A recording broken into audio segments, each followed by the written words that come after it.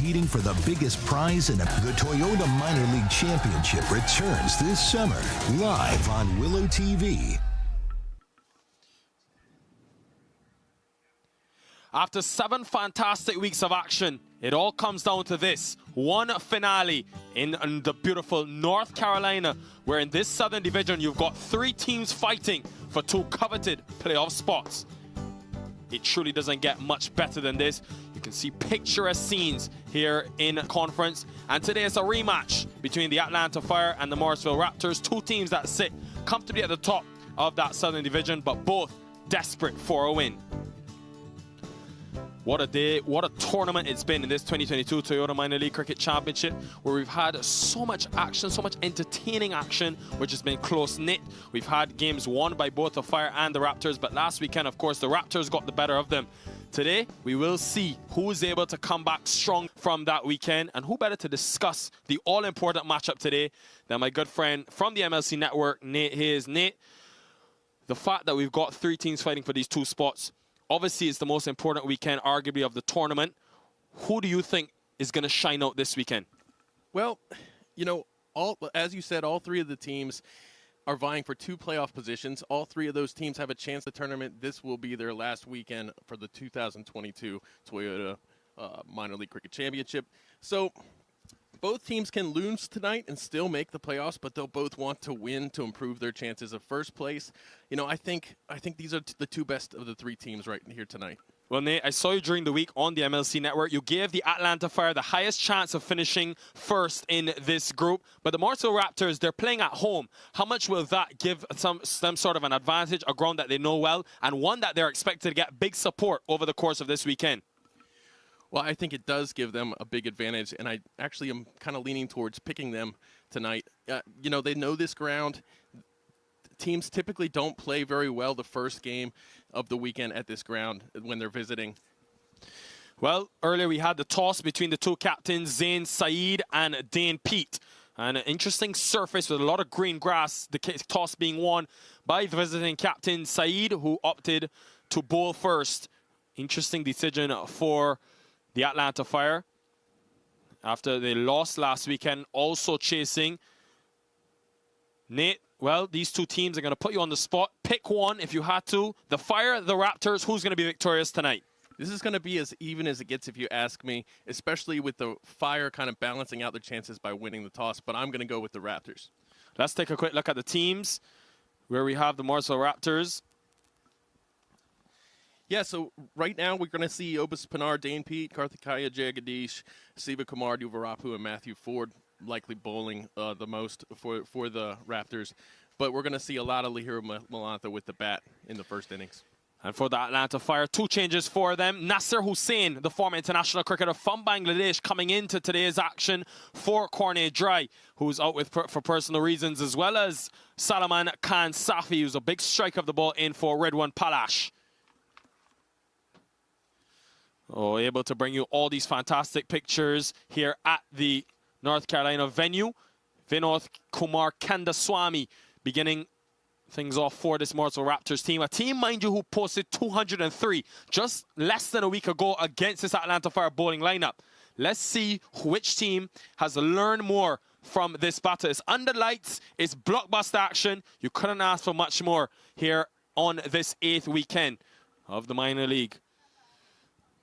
Hussain with the new ball in hand. He's so meticulous with his off spin into his very first game of this minor league tournament.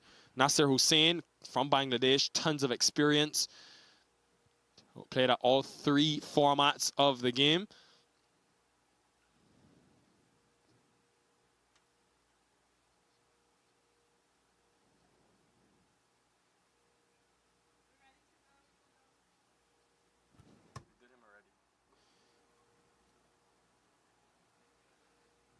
So Kandaswamy will face first. That's not Malantha. First delivery, all important weekend. All to play for between 3 teams. Just about ready to get underway. Hussain to Kandaswamy. First delivery, here we go.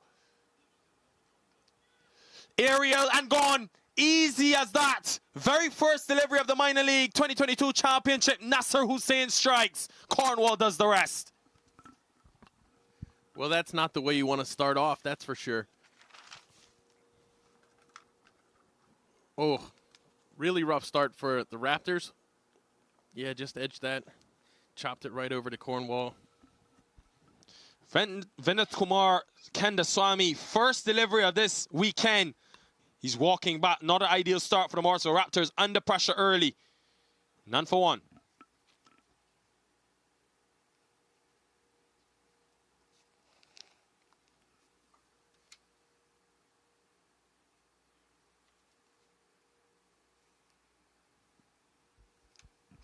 Well, early trouble for a team that are coming into this weekend on a big high.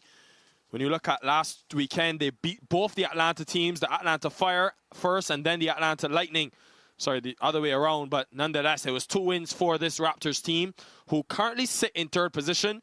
But they are, of course, do have 3 games in hand in this group stages, all of which will be settled this weekend. By Sunday, ladies and gentlemen, we'll know exactly which 2 teams will be progressing to next weekend's playoffs. Aryan Shah comes to the middle.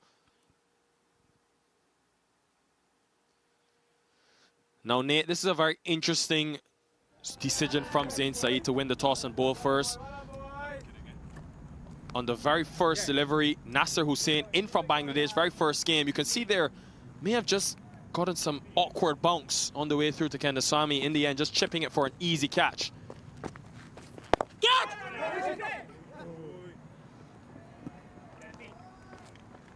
Yeah, and Aryan Shah there picking up a single. Aryan is a youth player from the TCL, from the local cricket league here, and he's a good wicketkeeper, batsman. So it's nice to see him getting some game time.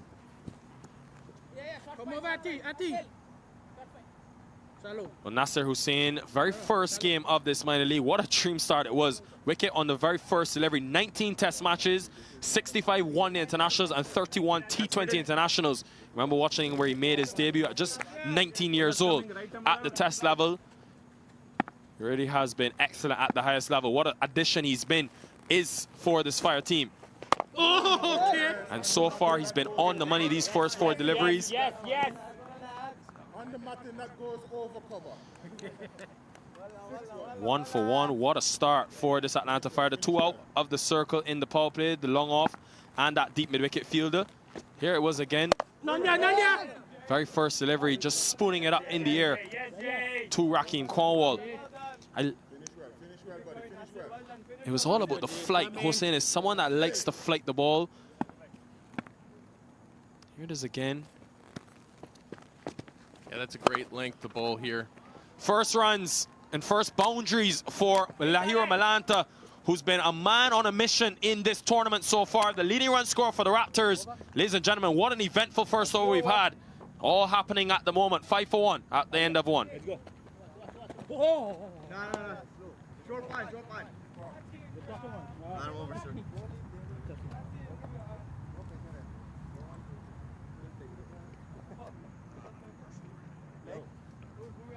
Well, tons of batting still to come, but it would be a pretty worrying start after losing a wicket on the very first delivery of the innings. But Malanta will be the one that the Fire will want early. Yeah, the hero's been a real steady presence for Morrisville this year, a big producer for them. Well, an Atlanta Fire team who are without their resident seaman in Cornet Dry. And it will mean the youngster, Atindra Subramaniam, will come into the attack for the first time today. We've seen Atindra have a lot of success in this league, going back to last year even. He was one of 2 young bowlers on the team that did very well week in and week out. He's going to love this. He's going to love bowling here. He performed very well here last year. Well, it's been a slow start for him this season, just the 8 wickets, but he's a youngster with tons of promise. His captain, Zain Saeed, in the background there, will be looking sort of to build some confidence for his Fire team early.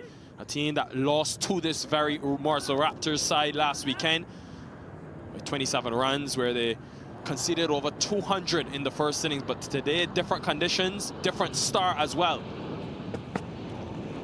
Straight away getting some lateral movement. Gonna have to rebound that one, but that will encourage Subramaniam.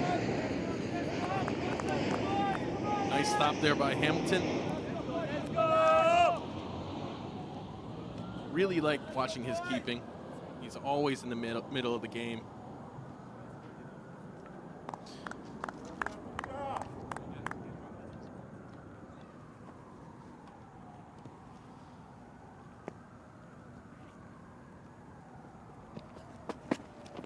This time erring on the wrong side, but just trying to find that correct line and length early. This is a surface that will excite not only Subramaniam, but all the seamers who've got to come and play at Churchley Park this weekend because of that green grass. A lot of green grass on this surface. Here's a look at the wicket from the very first delivery. Nasser Hussain striking for his team. Just a full delivery using his flight.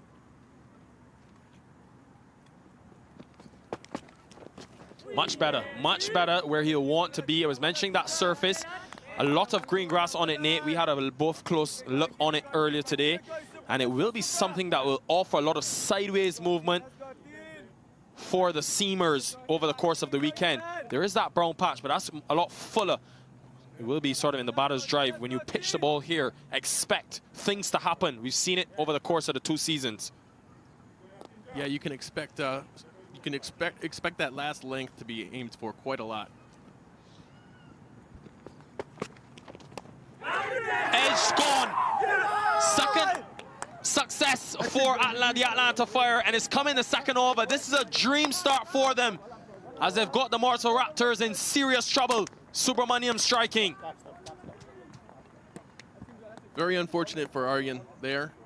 He definitely, oh yeah, that's that length I was telling you about. We were just talking about. You want to hit that length here. Good things happen. Aryan Shah, the youngster, not making a huge difference. Going for just one. 7 for 2, the Morrisville Raptors.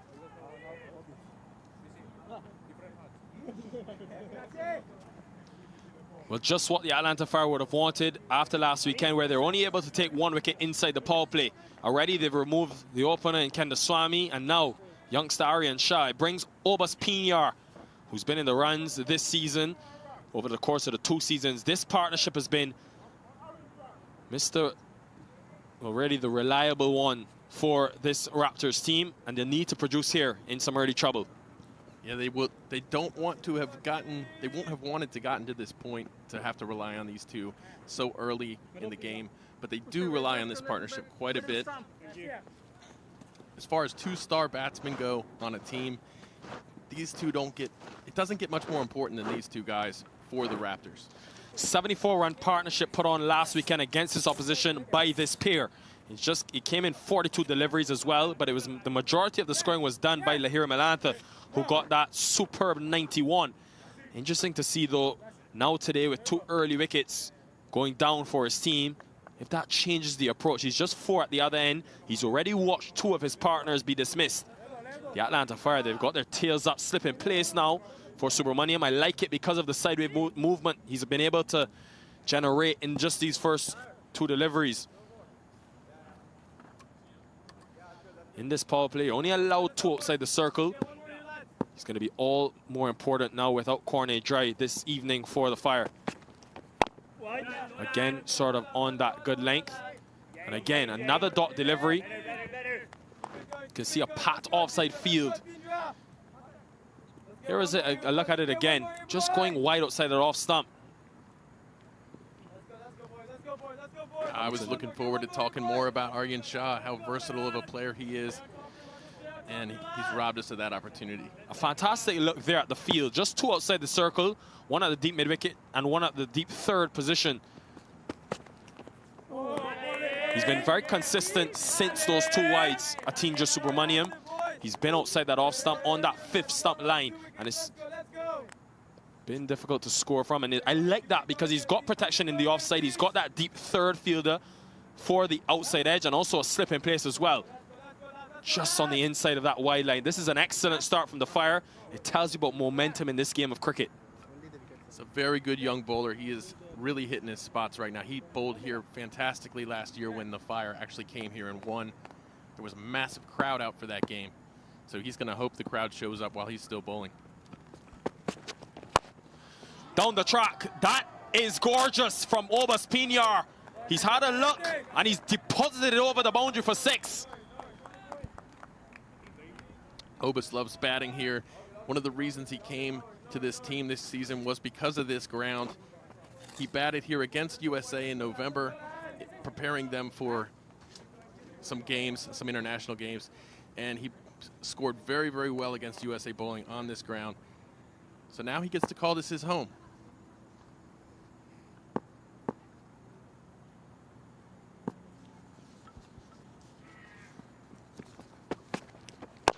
Much better length this time after being struck, but you can see what Pinar did well there. The last delivery, as the over comes to an end, 13 for 2. वक्त आ गया है Lakshmi basmati rice को घर लाने का। Lakshmi extra long basmati rice. इसका हर दाना हो इतना लंबा, पकते हुए महके और प्लेट पे क्या खूब खिले। हाँ, तेरे घर लाने का। My son, he's so soft-spoken. Everyone says he's so good-looking, and he never forgets to call. I'm born for your trousseau. The 20.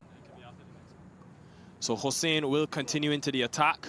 Nasir Hussain, if you're now joining us, brand new into this Atlanta Fire team. Lower order batter, all-rounders. He's already shown with his off-spin ability. Bowling to Lahira Malanta. Oh, very close to that off stump. In the last over, in the 4th delivery, Jacobus Pinar coming down the track. Probably was a little predictable, Atinja Subramaniam outside that off stump. But look at this, class. Getting close, creating it sort of into the optimum length. Depositing it over the boundary. This is going to run away. It's a quick outfield, and Salaman Safi can't cut it off. Very good. We're seeing a little bit of what we talked about. The class of this partnership is just starting to heat up a little bit. Morrisville absolutely needs this. Well, the Fire will know that this is the team that they need to beat if they want to ensure that they get to that playoff stage. Remember, by the end of this weekend, with these teams all having about 2 or 3 games in the group stages remaining, we'll have a clear indication of who will be in those final 2 spots. Getting some purchase early, Nasser Hussain. Come in, Nasir. Come in, Nasir.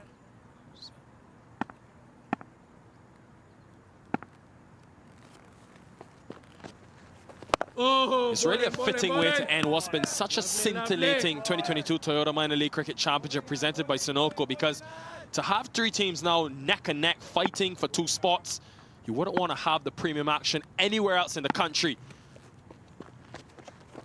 Oh, look at that. This time, realizing he's coming down the track, slows it up. Hossein, he's a very experienced campaigner. Would have just watched him in that T10 for the Pune Devils. Boy, has he been mightily impressive to start this innings in just his very first game.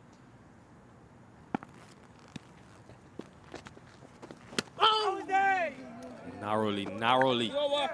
Missing that one, Lahir Malanta. Gets to the overs very quickly, Hossein. End of 3, 17 for 2.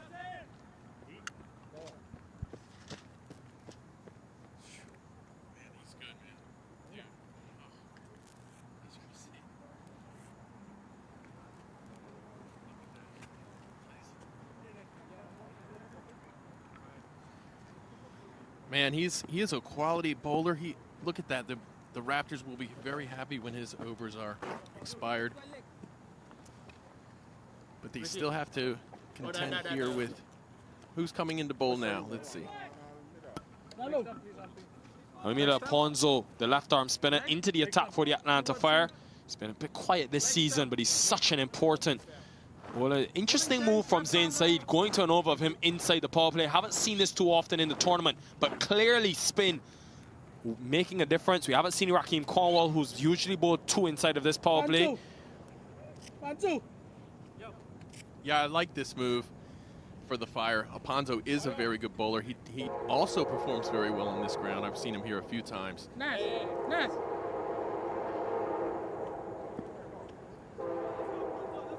Got the fancy shades there, similar to Dane Pete. These big shades have come back into vogue. Straight down the ground, there's a fielder in place, but he's gonna get over his head. Zain Saeed, the captain, was there with a sniff, but it goes over his head for a boundary. Welcome runs for the Morrisville Raptors. If you like to watch a pleasing batter, Obas Pinar is an excellent one to pick.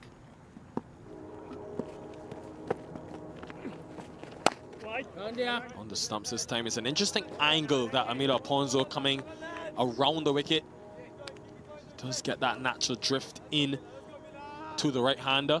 So it's an interesting angle he's utilizing.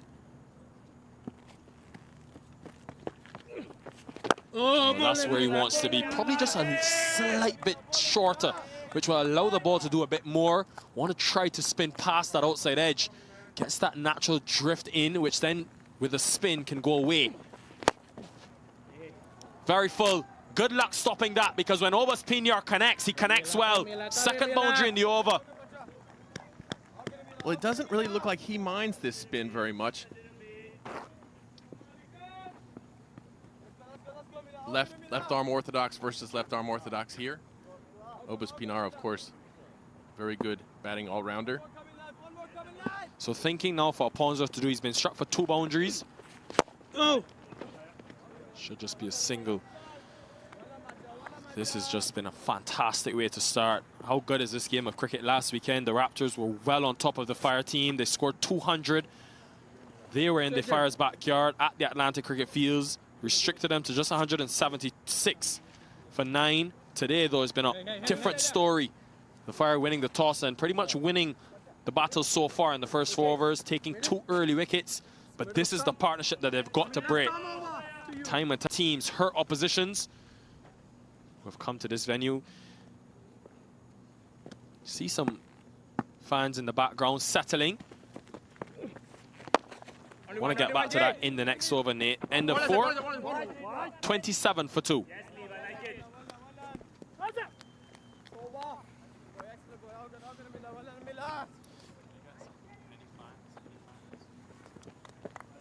Let's go, boys. Let's go, boys. All good, lads. This is the partnership. A slow start for Lahira Melata, who blasted 91 from just 47 deliveries last weekend. And Jacobus Pinar, well, he continues in that free-flowing vein. Good to see some fans out, Nate. They tell me over 1,000 people come to Church Street Park to watch this Morrisville Raptors team. What can we expect this weekend? Well, we can expect the fans to start pouring in as the lights come up, as the sun goes down. You know, it's very warm outside. Some people are still getting off of work. The traffic is a little bit heavy right around 6 p.m. So we're going to see more and more people filter in as the night goes on. More spin into the attack. Rakeem Cornwall. And it's been such a big addition having Nasser Hossain into this Fire team, because now Zain Saeed has got 3 reliable spin options to go to. Cornwall's such a consistent performer. It's aerial. There was that cover fielder in place, but he gets it just over the top. It won't go out for 4. It's a quick outfield. Jay Pathat does well. Keep it at just 2 runs. They actually come back for 3, so good running between these two. But Cornwall, Hossain, and Alponso, 3 really good options. A rare triple, even at this ground, which has a little bit bigger boundaries than, obviously, Atlanta last weekend. Just getting back to the crowd support that's expected to come in. We were both at the Philadelphia Cricket Festival just a couple of weeks ago. The amount of people that were there, over 1,500 I hear. Well, if the Church Street Park management is going to top that, they've got to be special. Oh, look at that, look at that. Getting purchased and the finger goes up. What a take by Jamar Hamilton down the leg side. And it's the crucial partnership broken for the Morrisville Raptors. The Atlanta Fire just continue to be there and ask the right questions. Once again, we get to see the animation from Hamilton. Almost makes the wicket worth it.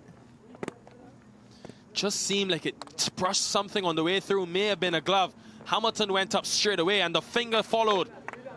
Huge wicket for the Atlanta Fire. Cornwall strikes early. Pinar gone for just 15. He'll be disappointed after that start. 30 for 3. Obis did not look like he was having any problems at all prior to that. One hard! One fire! One more time, guys. One more time. One! One hard! One fire! One!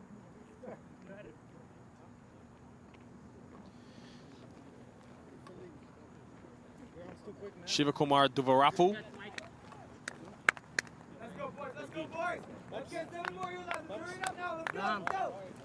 One by one. One by one. So the all-rounder back into the 11 today for the Morrisville Raptors. Yeah, we've seen him the last couple of times he's batted. He's come in 3 down. Very steady, reliable player for the Raptors. That's a middle. Let's go, fire! So Cornwall into the attack straight away has gotten a wicket. And this Morrisville Raptors team, not a team that usually loses wickets early. They haven't in this 2022 Toyota Minor League Cricket Championship, so they're already on the back foot. Lights beginning to go down. You expect the artificial lighting to come on very soon. First time this tournament I'm going to be commentating, and we'll be covering a game under lights, Nate. I'm so excited. Here is the wicket again. Getting some grip in the surface down the leg side. May have just surprised Pinar. And look at the celebrations from the Atlanta Fire because they knew the importance. This will be runs though. Does well again. They've done well in the field so far. See? Come. Remember why we get in there, right? Yeah, Morrisville is definitely behind the 8 ball here, but this is not that unusual for them to battle in a game, for them to struggle and battle and manage to make the best of it somehow.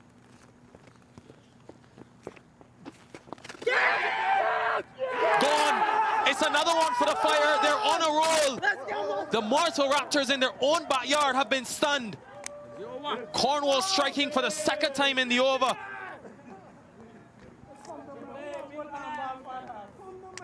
Yeah, I spoke too soon, didn't I? But yeah, the Raptors will fight. Oh, this is just not a position that anybody wants to be in. Oh, that was not a good shot. Looking to hit that one over square leg. And Nasser Hossain, he doesn't drop many. Easily taken at square leg, and the plan works to perfection. Duvarapu gone for 2, 32 for 4 at the end of 5.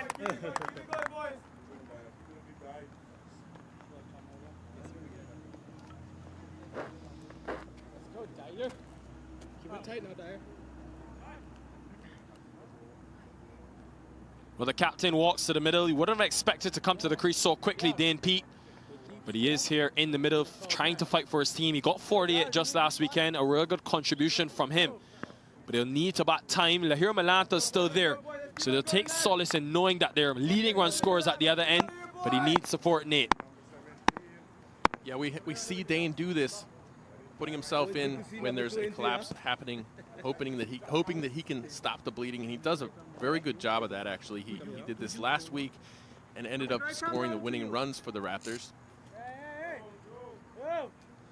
Well, Nate, your Raptors crowd, they're going to want to see some sort of a game. So far, the Raptors, they've really struggled in these first 5 overs. You would expect them coming home this weekend to really take command. I wonder, though, about this surface, because I had a look at it earlier today. Everett Dyer coming into the attack.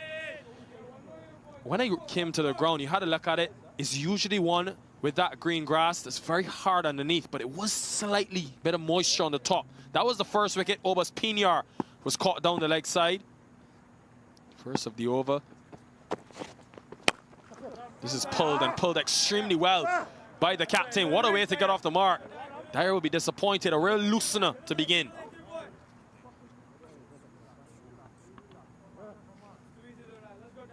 Yeah, he got every bit of that ball, the hero. Excellent pull shot. Yeah, just getting back to that surface, though, it does look like it was a bit soft on the top, and I wonder if that's what's causing this ball to spin.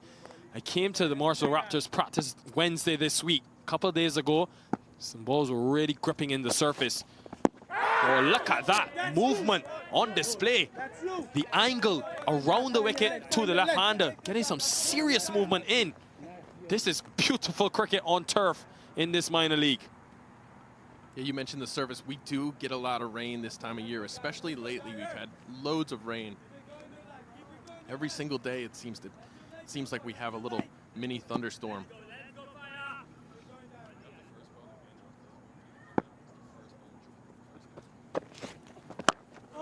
Getting some of that.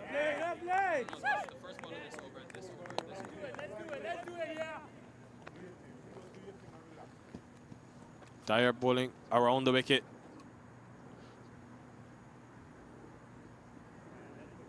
Yeah, the southeast of the United States is the rainiest part in the summer of the entire country.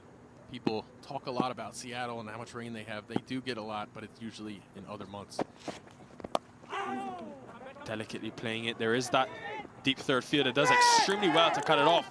Atinja Subramaniam is electric at that boundary. Patrols it pretty much throughout the game. Does well, saves a certain boundary, and the fielding has helped this Fire team. Beautiful day for cricket. As you can see, the artificial lights beginning to come on. This Morrisville venue, Church Street Park. Bite my hand off, Nate Hayes. Great for cricket. Oh, it's just a whole nother world when you're here in person. It's amazing, especially under the lights. Slapped over the top. Dyer erring in length, too short. And Lahir Milanta, whilst he's lost partners at the other end, he's ensured he's gone right back to regularly scheduled programming in this minor league. Coming into the game today, he leads the team in runs. Does so at a very good rate. Everything you'd want in an opener. And he's a very good wicketkeeper as well. So 10 runs. The Atlanta Fire and Everard Dyer will be under some pressure to close out this over well, because they've done so well in the first 5. Again, just be a single. Much better when he's on that length, Everard Dyer. But a much improved over from the Morrisville Raptors to close out the power play. 43 now for 4.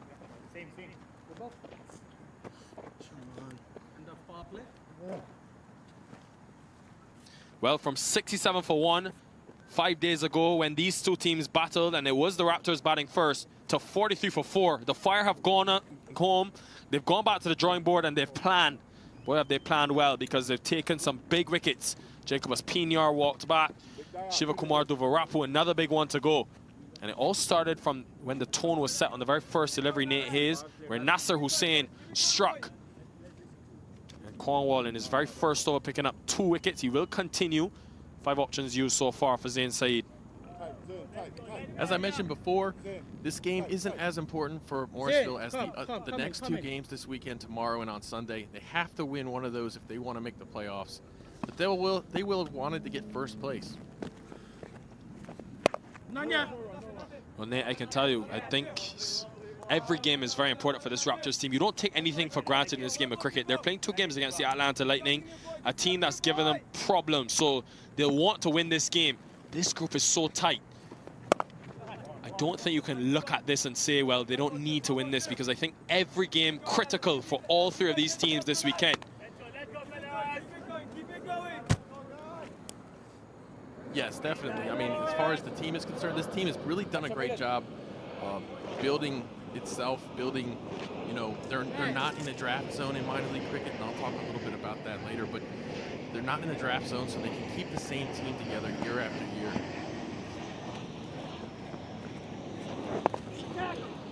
Again, some spin, which will excite Dane Pete, the captain, because even though he's batting, when his off spin comes into play, we'll be looking to get some purchase as this game goes on. This Morrisville Raptors team, this the 5th time they're batting first in this tournament. They've won 3 out of 4 matches when batting first. They posted some big totals as well. So that will sort of give them the confidence to know that even after this tough start, if they can just string together a couple of big partnerships, they'll know that they can get up maybe to that 160, 170, which is about par here. Raheem Cornwall, he can't believe he's not got his man. It was sort of that sidearm action. He's so good at throwing those deliveries in and really deceiving the batters. So he really thought he had his man. Nate Hayes, out or not out? Well, that's really, really tough. Oh, that's so close. I think maybe it clips the leg stump there. Oh, I'll have to see that one again, Nate, because, woo, that was mightily close. Lahiro Milanta, the left-hander, coming forward. Didn't look like he got a big stride in. There again, Cornwall asking questions, picked up 2 in his very first over. And when he's able to produce deliveries like that, it's what you get from your test players. My, oh my. Yeah, that looked like it's straightened out real well.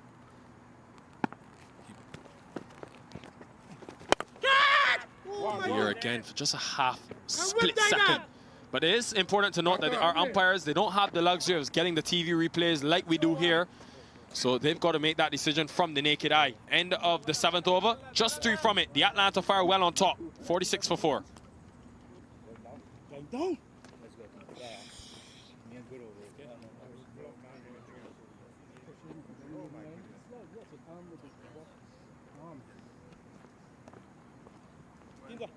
Yeah, as I mentioned, the Raptors aren't in a draft zone.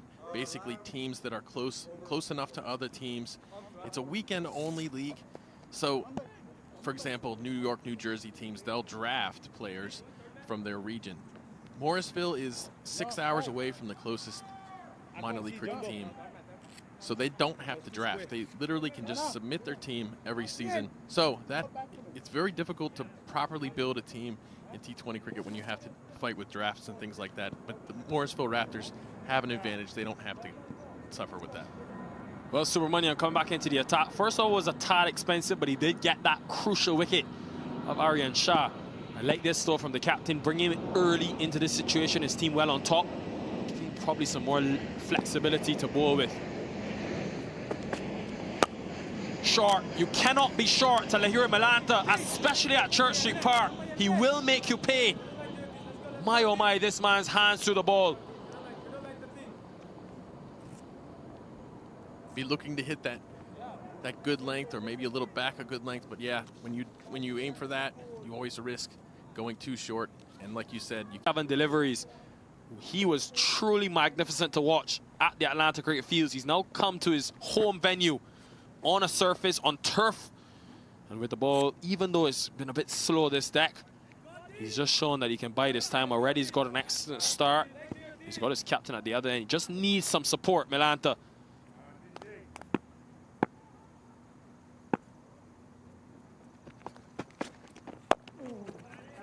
Doesn't muscle the ball by any means. He's just such a pure timer of the cricket ball. 6 maximums and 8 boundaries against this Fire team just 5 days ago. So that will be in the back of their minds, and they'll know the importance of taking this wicket, the Atlanta Fire.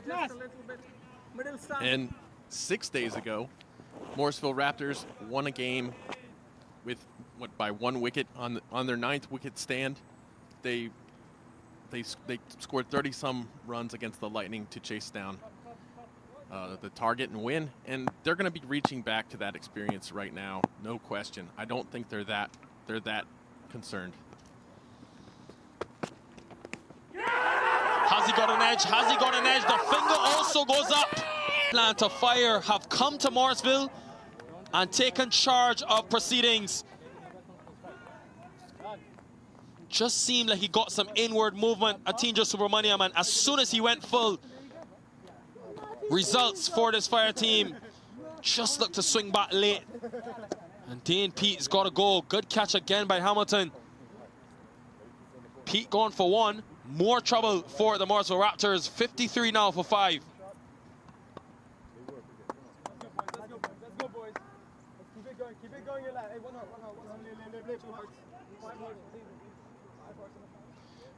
5 wickets down, 53 for 5. Kartikeya Jagadish comes to the middle. Who would have expected this? The Morrisville Raptors, arguably the strongest team in this Southern Division. They currently sit up top the table after getting the points from, well, against the Fort Lauderdale Lions earlier today. And whilst they do have 3 games in hand and currently sit on 17 points, they'll want to win this one, causing some problems early. Just as I was trying to, they weren't concerned that after that they lose a wicket. So this is a much improved performance from Subramaniam, not only in the wickets column, but in terms of his consistency. In that first over, he was hit for 2 boundaries, but he still was able to find some relative consistency on that 5th stump line, which proved to pay off. They would feel confident with that pair still batting, with that partnership still going. Immediately after that, they lose a wicket. So this is a much improved performance from Subramaniam, not only in the wickets column, but in terms of his consistency. In that first over, he was hit for 2 boundaries, but he still for him. Now in this over, he's gone a lot fuller and instantly has success. Just some movement off the seam and DNP inside edge. Hamilton did the rest. Atinja Subramaniam, especially today without their reliable fast bowler in Cornet Dry, Subramaniam's had to step up, and boy has he done it in a big way. 2 wickets for the youngster early. Hard to score, especially when he has that deep cover in place and that deep third fielder. Keep it going, boys. Keep it going, boys.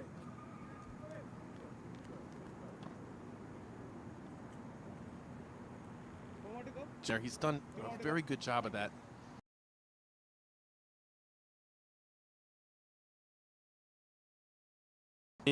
Last season, he picked up 17 wickets. This year, it's only been 8 coming into today. Now he's gone to double figures to 10. But he's had to take more wickets and more responsibility for this Atlanta Fire team, because he can produce deliveries like this. So good at getting some movement, especially sideways movement. So you really love the opportunity over the course of these 3 days to bowl on this surface with this green grass. That is just a beautiful line and length, and he has nailed it time and again. Very impressive.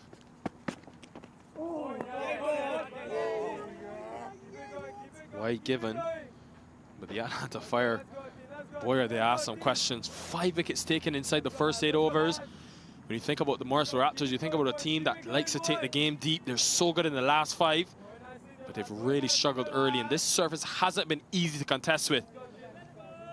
One thing that they'll take, though, is that Milanta has got to start at the other end.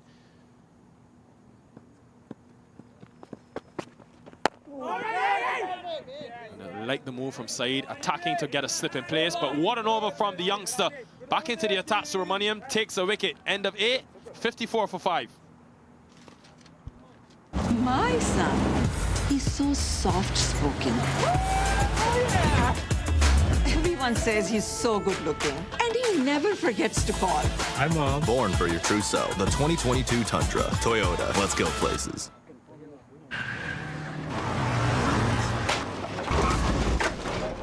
What's up, Doug?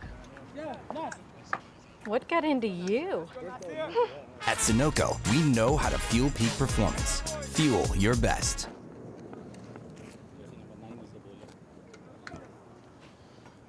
$54 for 5. First game of what is truly an exciting weekend of action promised for you at home in this 2022 Toyota Minor League Cricket Championship presented by Sunoco. It's the last weekend of group stage action. And here in Morrisville, where we will have 3 days, starting with Friday night action for you, 6 p.m. And then tomorrow, 2 exciting games coming your way, as well as Sunday. Pulls it and latches onto it. Lahira Milanta, you cannot bowl short to him because he will make you pay, whether it's seam or whether it's spin.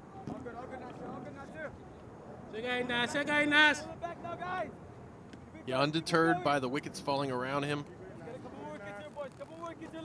This is kind of, you know, you're going to cling to this hope that Lahiro can just take it the distance.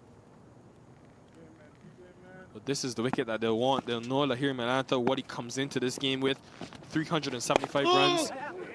Two is the call, but it will just be a single. 375 runs. He's averaged over 40, but more importantly, his strike rate of over 150.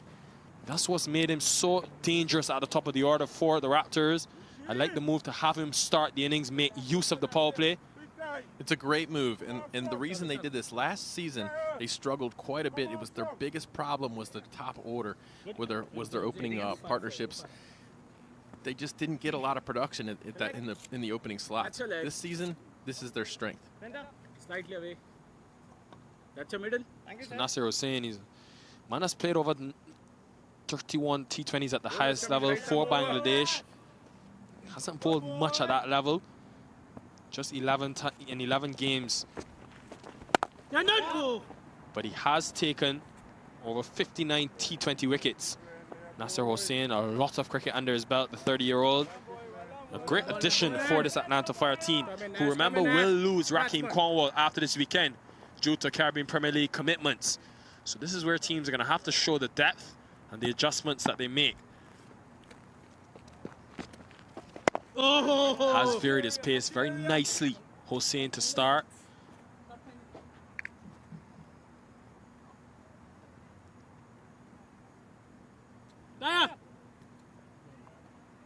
You mentioned the crowds in Philadelphia. Man, that was excellent to see. I haven't really seen that anywhere outside of Morrisville. But if the crowds are now coming into the venue, they won't be too happy when they realize the home team has already lost 5 wickets. I've seen fans arrive here in much dire straits than this, believe it or not. Well, last weekend, this Morrisville Raptors teams were able to put together 3 significant partnerships against this Fire side. 47 between the openers. Then Milanta and Obas Pina were able to put on 74. And then they finished the innings off so well with 47 from just 24 deliveries in the last 5. They'll need to do more of that today. End of 9th, 61 for 5.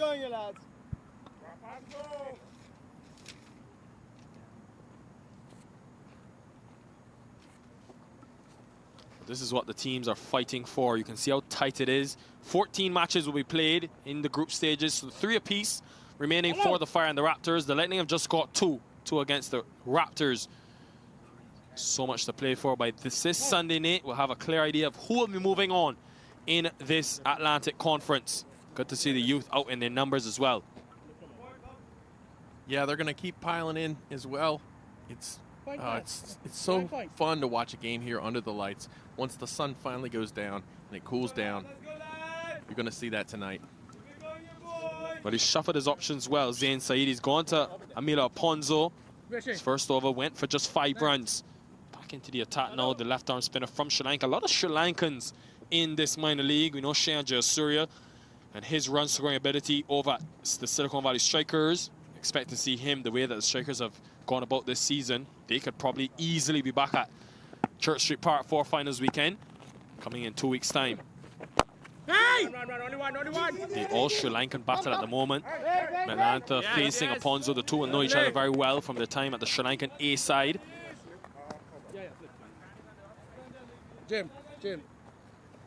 Will be interesting how Zain Saeed goes about shuffling his options going forward. Has used 6 bowling options so far today. Sorry, make that 5 so far. So making some adjustments. Slipper going in, Raheem Cornwall, so trying to be as aggressive as possible, rightfully so. When you've taken 5 wickets inside the first 10 overs, just 3 fielders outside the circle. Came a long way across Jagadish, but maybe just sliding down. Leg stump. Great shout there, but that one is definitely going down the leg.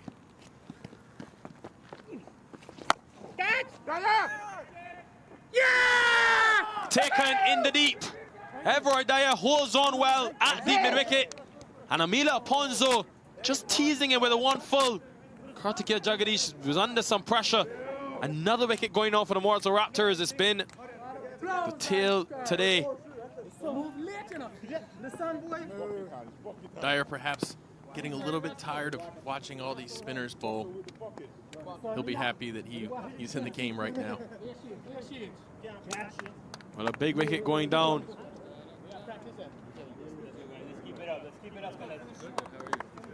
For the Morrisville Raptors, as Kartikeya Jagadish just goes for 1.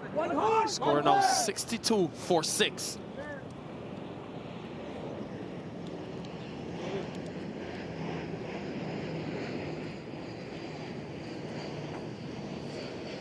Abiram Bolisetti. Good contribution from him last weekend. Lahiro Malanta, the one thing about him, regardless of the situation, he'll always have a smile on his face. Really enjoys his cricket. This young man has got something about him. He can really go hard at the back end of the innings, as he's shown time and time again, but he's got to play a different role today with still 10 overs to bat after this. This will be a great experience for Abiram. He's an excellent local youth player. He plays on the USA U19 team. And as you mentioned, just 5 days ago, he helped them score all those runs at the end to beat the Fire to set a high target.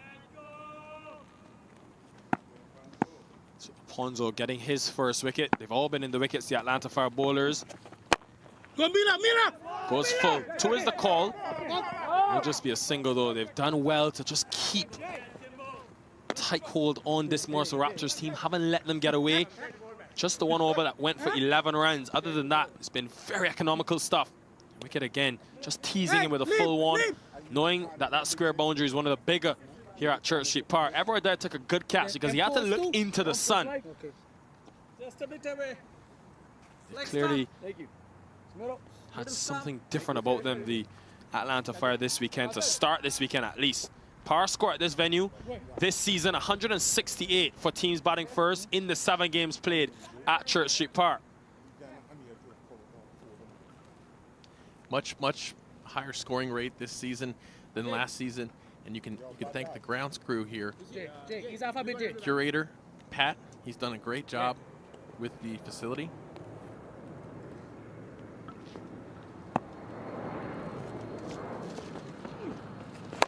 Oh my goodness! Almost went to hand.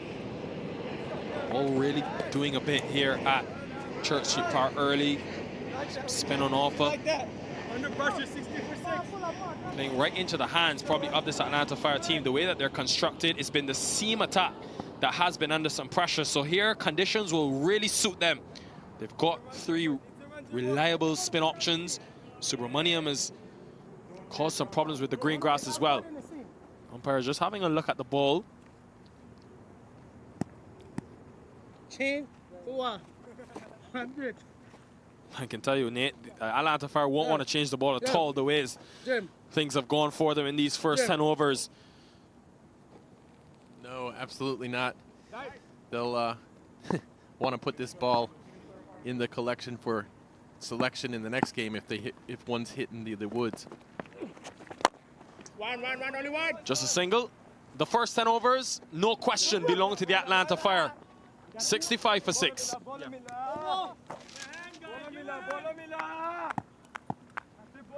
coming out? Keep for 6 left. It's a run. It's a run, boy. 6 down. Let's go, fellas. Quick change, yeah. So yeah, Nikhil, we did have a great time. Well, let's talk a little bit about the scorecard here. Let's go, boys. Let's go, boys. Abiram Bolisetti in the middle right now with Lahiro Malanta. Lahiro, 41 from 32. Really the only one worth mentioning. Hey. 5 options used for Zain Saeed, the captain of this Atlanta Fire team. And it's been all about the spin. A surface that does have that green grass on it, but it is a bit soft on the top, which is clearly playing a part for the spinners. Hussein in the wickets, Raheem Cornwall 2, and could have easily had a 3rd.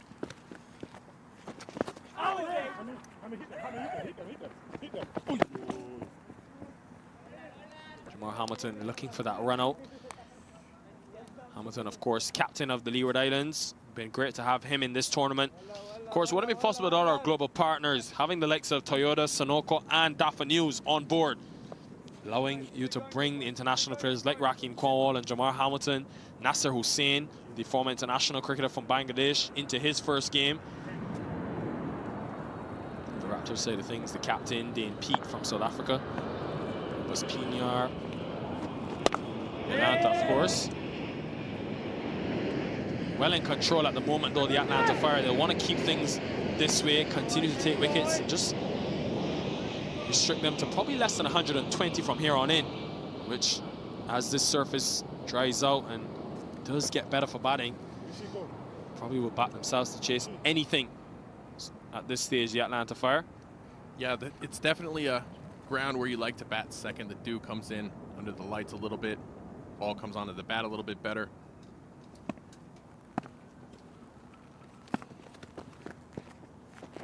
Yeah, that dew factor will be something that teams will have to contend with over the weekend. Of course, another game tomorrow evening as well. The Lightning against the Raptors, but it will be something that teams wouldn't have had to deal with much of, that dew factor, especially the Fire. This is their first game under lights. It'll be interesting to see how the teams can contest the dew. Ready there, Aviram Bolisetti, but even on that delivery, Raheem Cornwall getting serious spin. Yeah, because that one went through, you got a good look at how much the ball's turning.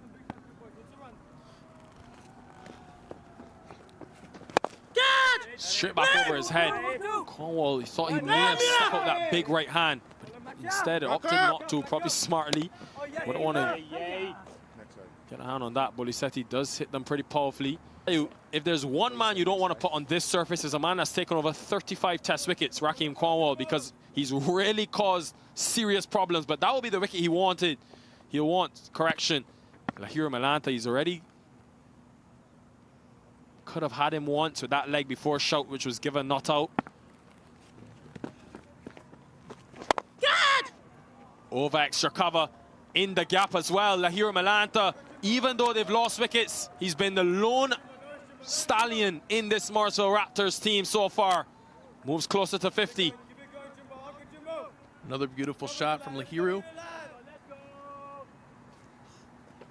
I've really enjoyed watching him interact with people. He's a very, like you said, a very joyful person, a very happy guy, always a smile on his face. Everybody speaks very highly of him. And instantly changing the line. But another good over, just the boundary. And the 4 singles. So 8 from it, 73 for 6. 1, 2, 3.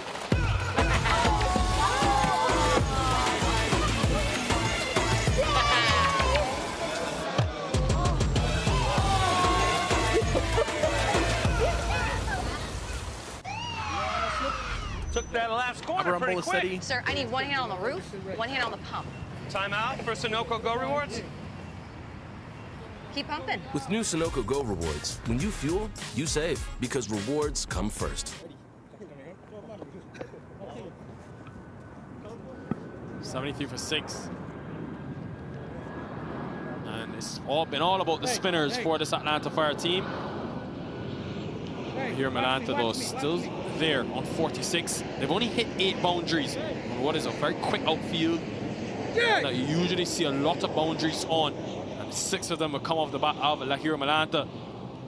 This ground situated very close to the airport, of course. Tons of planes going back and forth, Nate. Yes, we're only 8 minutes from the airport drive from here, from the ground itself. I don't want to know where the airport is because I don't want to leave. The way that cricket has begun in North Carolina, but just the aura around this venue. When you come here, you just feel different, a different energy. And it's why so many people like to come to the venue and watch. Well, you're welcome. You should stay here. We'd be happy to have you. You'd be an excellent part of the cricket landscape here, Nikhil. We're going to have some more of the North Carolina natives on commentary joining us this weekend. Aman Patel, Dane Pete as well, the captain of the Raptors. Had him for a brief stint last week. Enjoying this Sri Lankan battle at the moment. The two know each other so well. Emilio Ponzo, Lahiro Malanta, 2 very good friends off the field as well. Both making the move to the United States from Sri Lanka. So a good bit of rivalry, chess match unfolding in the middle. And we've got Bolisetti now on strike. He's known probably a little bit more for his bowling, but his batting has really come alive this year. Boy, has he connected with that. Aviram Bolisetti is a young man, but he really packs the punch. As we saw last weekend, and we're seeing it here again. He's already performed here big once this season, helping the team to a victory. he scores quickly. You know, he doesn't seem to have a lot of fear, a lot of hesitation. He goes out there to score, and like you said, this is maybe a little bit different situation than you would want a guy like him to bat in. But if he does catch fire, that's great. Oh! Much better from Aponzo. In terms of the length, it was a lot fuller.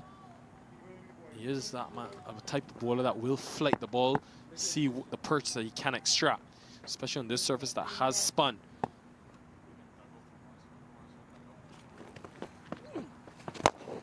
Coming from around the wicket, he likes to get that bit of added drift into the right-hander.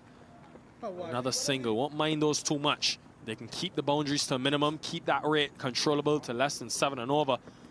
The Fire will be very happy from here on in. The Raptors only get up to 140, which is well below par.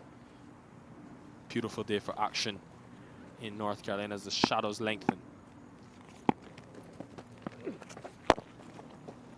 Well, just a single to end, but a much better over from the Morrisville Raptors. 10 from it, 83 for 6.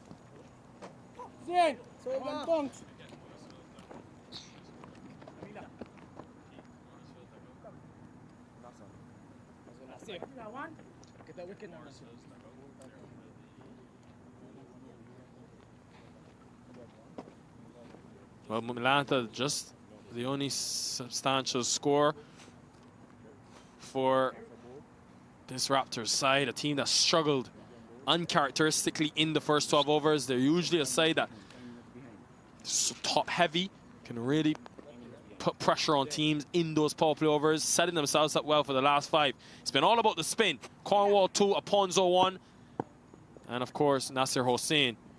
And those tall towers, it's been inconsistent for this Raptors side. They've lost wickets, that's been the key. Well, they still have batting to come. Matthew Ford, still in that dugout, can bat, the all-rounder that they've brought in for the last 2 weekends. Right of screen, Matthew Ford with the pads on. Nasser Hossain will continue for his final over. What a spell it's been in his very first game.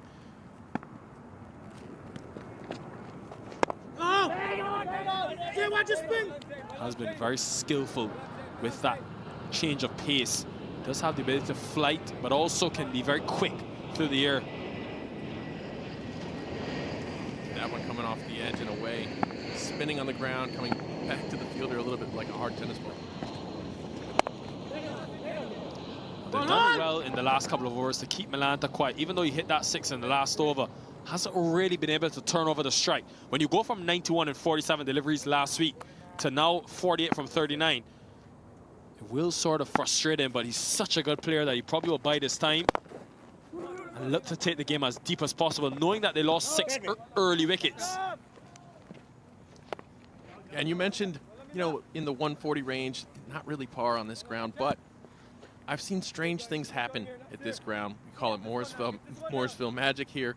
The Raptors bowl deep. They'll bowl probably 8 different people tonight, and everybody has a different strength. So don't go anywhere. This game could get really close.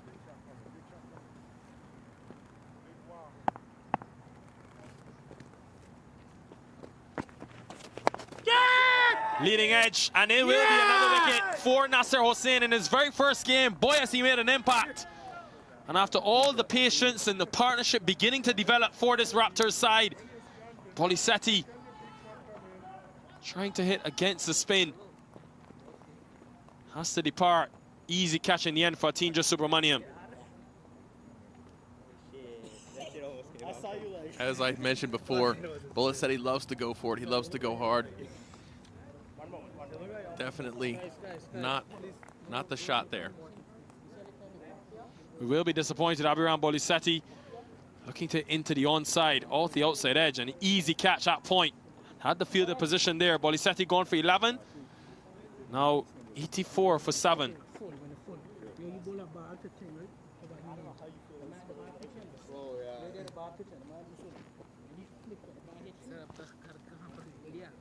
They've lost wickets almost every 2 overs, this Raptors side. They lost 4 inside the power play. Never easy to win a T20 game when you lose 4 wickets inside the first 6 overs. Matthew Ford, though, very capable. The all-rounder brought in to replace Colin Archibald. He did play for that Michigan Cricket Stars team last year. Struck at 140. He's well capable with the bat in hand. Coming off some blistering hot form as well. In Barbados at the BCA Super Cup. A couple of hundreds in that tournament. One of the leading run scorers. So he's no shortage with the bat in hand. The Raptors, they will get production from him. He showed last week in that 47-run partnership that he can produce some big blows, but he's got to ensure that he takes the game as deep as possible. Comes in a real tight situation for his team. Best view in the house.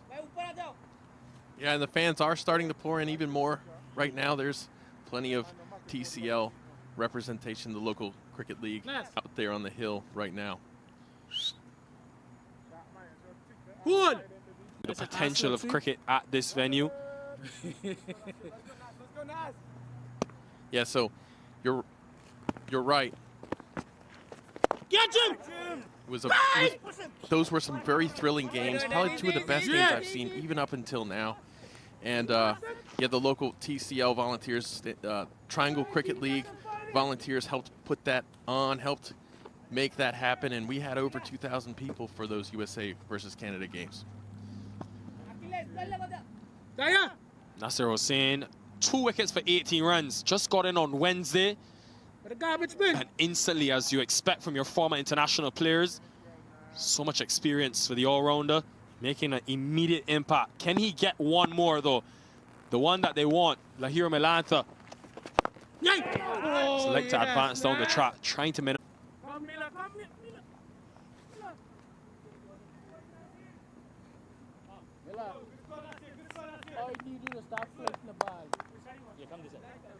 Just 7 overs remaining here in this first innings at Church Street Park. Nate Hayes, you picked the Morrisville Raptors to win this game. How did they rebound from this start and ensure that they get it to something respectable? Well, it will help if Lahiro Melantha has a partner that can help take this to the end. You definitely want Matthew Ford to stick around. As I mentioned, Abraham Bolassetti loves to go hard. So does Matthew Ford. But Matthew Ford is a very, very class cricketer. So I wouldn't be surprised to see them pile on the runs here after the next couple of overs. They're very happy to see Nasser Hussain's back after that last over. He's exhausted his quota for the day. We'll talk about the roll of the dice from Zain Saeed. Clearly spin working for his team. He's gone to young Rishi Pandey, 16 years old, who's just bowled 5 overs in this tournament. But I've watched him with his leg spin. He can cause some problems for opposition batters. Rishi Pandey hasn't taken a wicket in the minor league so far. He's a young player with a lot to offer with bat in hand. Let's see what he can do on this track, which has spun. Not an easy task bowling to Ford. No, not easy at all. And this is one of the things I love about minor league cricket is having the inclusion of the youth players. Every team has to play 1 U19 and 1 U21 player in every game. So we get to see young stars like Pandey develop.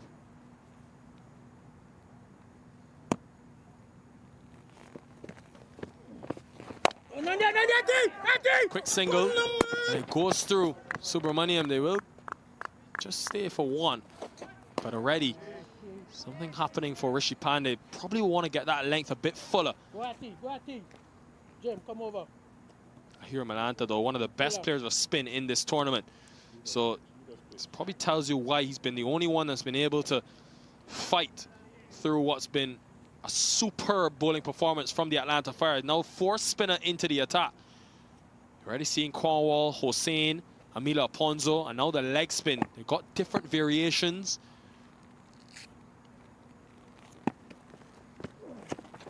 Full toss. And he just puts it in the area he wanted. Lahiro Melantha, he could do anything with it. Couple of bounces into the boundary for 4. They need a lot more of that. And with it, he goes to his 50.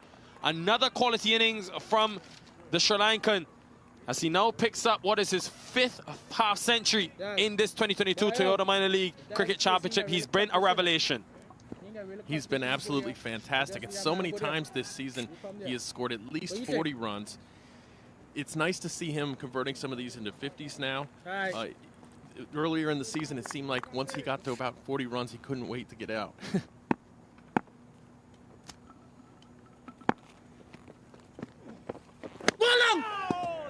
Much better from Pandey, allowing the ball to do something off the surface. But Lahiro Malanta, my oh my. You look at his runs tally this season. He's now gone well past the 400-run mark. 424 runs it is now. An average of close to 50. It just tells you how important he's been for this Raptors team. And if they are to get to anything close to that 150 mark, Melanta's going to have to bat till the 20th over. You know that he can't take too many risks, but when he does get the opportunity, like he did earlier this over, he's got to score. Yeah, ball from Pandey. Yeah, Lahiro, he has 7 innings so far this season where he's scored at least 40 runs. He's just been a rock for this team at the top of the order.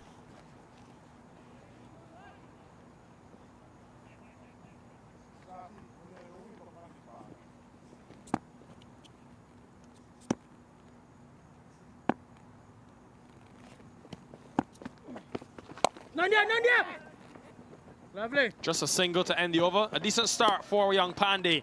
Concedes 7. 92 for 7.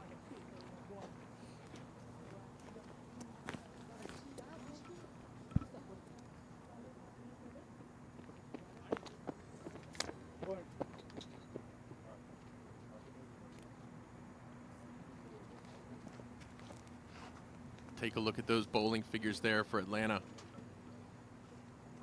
Hussain, Subramanian, Cornwall, each with 2 wickets. Very economical.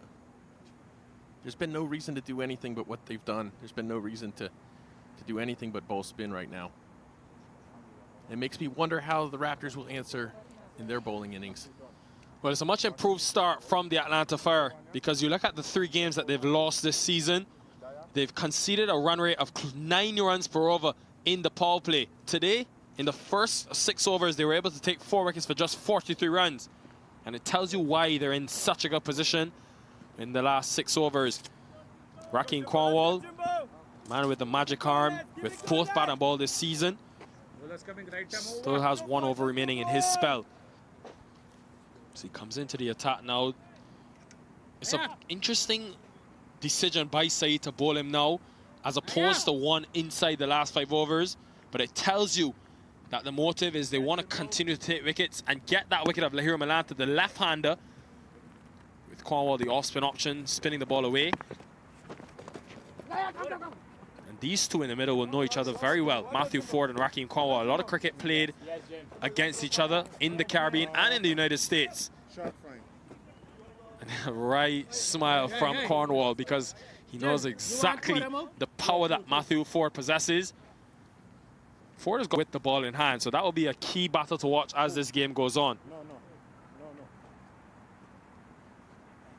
Yeah, you like to see these little friendly rivalries. You like to see the players interacting with each other. Coming down the track this time. And we've seen that throughout this innings. They want to come down the track, and because we've got our corporate sponsorship on board, Dafa New all the way from Barbados to play in this minor league.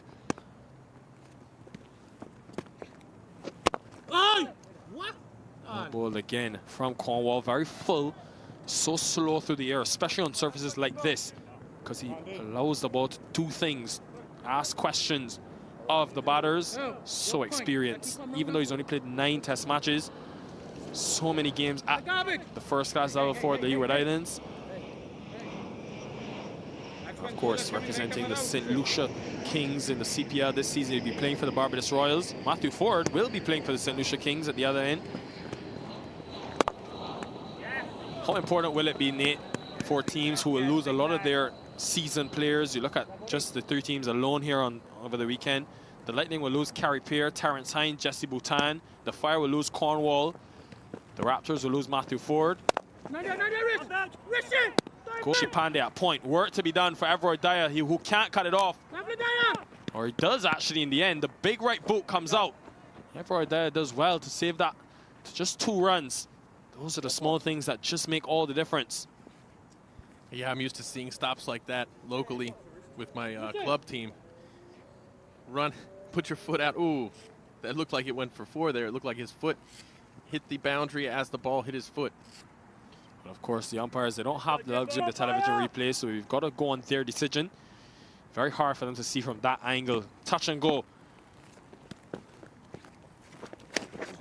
Down the leg side, we'll have to rebowl that one, Cornwall. But yeah, the impact of teams, what will it mean for the likes of the Fire, the Lightning? Just 2 of the teams that will lose a lot of their important players after this weekend. Tell me in the next over. Just a single to end. Oh, they're coming back for 2. Good running by these 2. They're very quick between the wickets. They've got a good understanding. The 100 comes up after 15 overs. 99 for Salvin.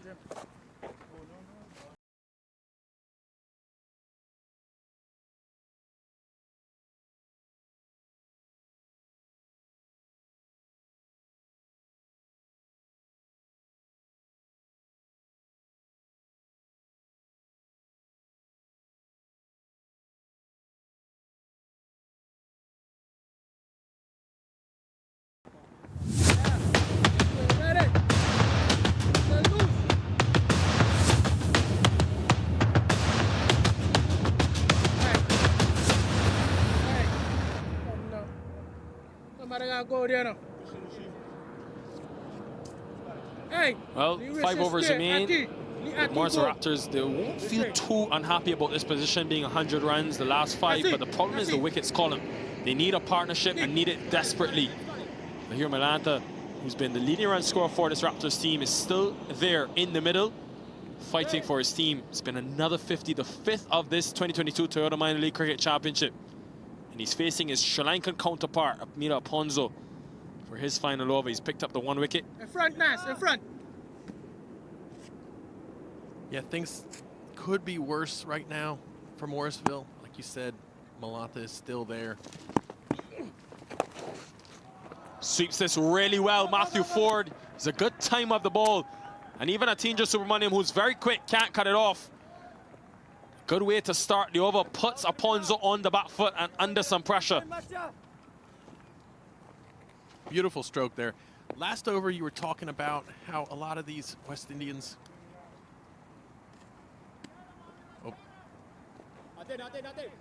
Oh, yeah, excellent stroke there from Matthew Ford. Excellent batter. 2 is the call. Work to be done in the deep. And they're putting pressure on the fielders. This is very good from the Raptors because even though they've lost wickets, they've looked to bring the intensity to the middle.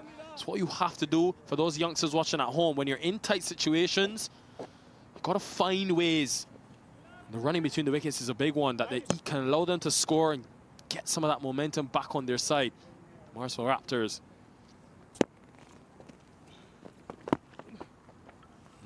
Mind games happening. Mila Aponzo just had a look at his Sri Lankan friend who was sauntering out of his crease. Milanta at the bowler's end. Oh, down the leg side, beats everything and everyone, and it will be more runs. Not the ideal time for things to fall apart for the Atlanta Fire because all of a sudden 11 runs have come from the over and just 2 deliveries have been bowled. You get a good look at that quick, large outfield here in Morrisville at Church Street Park. That ball was always going to be 4 once he missed it.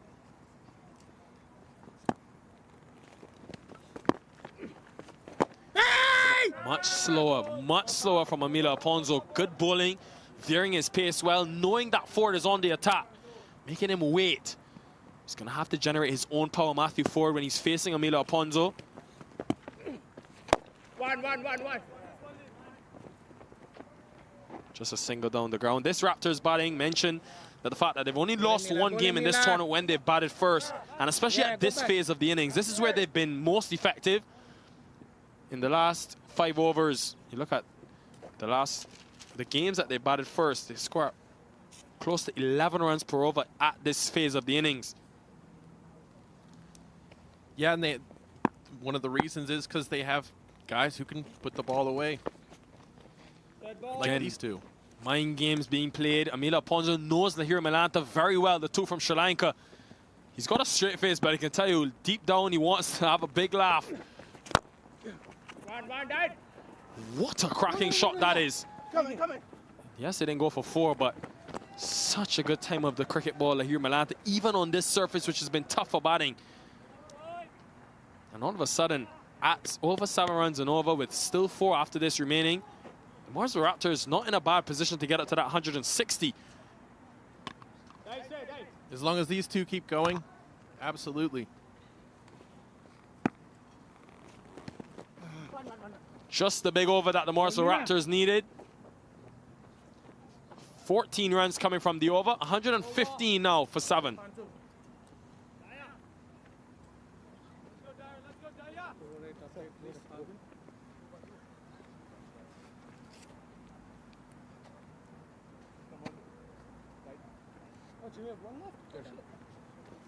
Well, this is why they brought in the likes of Matthew Ford, because of the depth that he can provide for this team. Coming at number 9, and so far so good for these two in the middle. They've built a healthy partnership for the Morrisville Raptors team. Now, one worth 31 runs, and they'll be looking to propel this innings in the last 4 overs. The tallest tower of them all, that 16th over. Could that be the start of good things to come? You mentioned some of the West Indian players who are leaving the league for the CPL. We locally here, the Morrisville Raptors have lost Kezi Archibald already. They're going to lose Matthew Ford if they advance into the playoffs. Well, Archibald should be returning after his 18 duties for this Raptors team. Wasn't selected in that Caribbean Premier League, so will look to compete if the Raptors can get over the line and get to that playoff spot. The fans, well, they're slowly trickling in, but it's really a great family event. What I love to call almost a festival every time you come to Church Street Park, especially when you watch players like Lahir Milanta, because boy, has he been a joy. Even on what has been a tougher surface to bat on, the strike rate tells you all. He's a man that strikes at 150 in the tournament. Today, though, he's had to work very hard against spin. Just 120 he's striking at today, but it's been such a crucial innings for his team to get them to a respectable position. Can he finish the job off in these last 4 overs? Everard Dyer comes into the attack.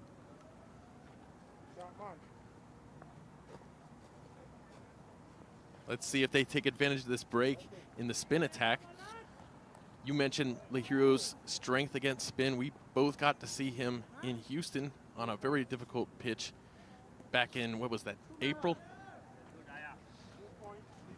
He was one of the better performers in that as well. Well, 4 overs remain. Subramaniam has got 2.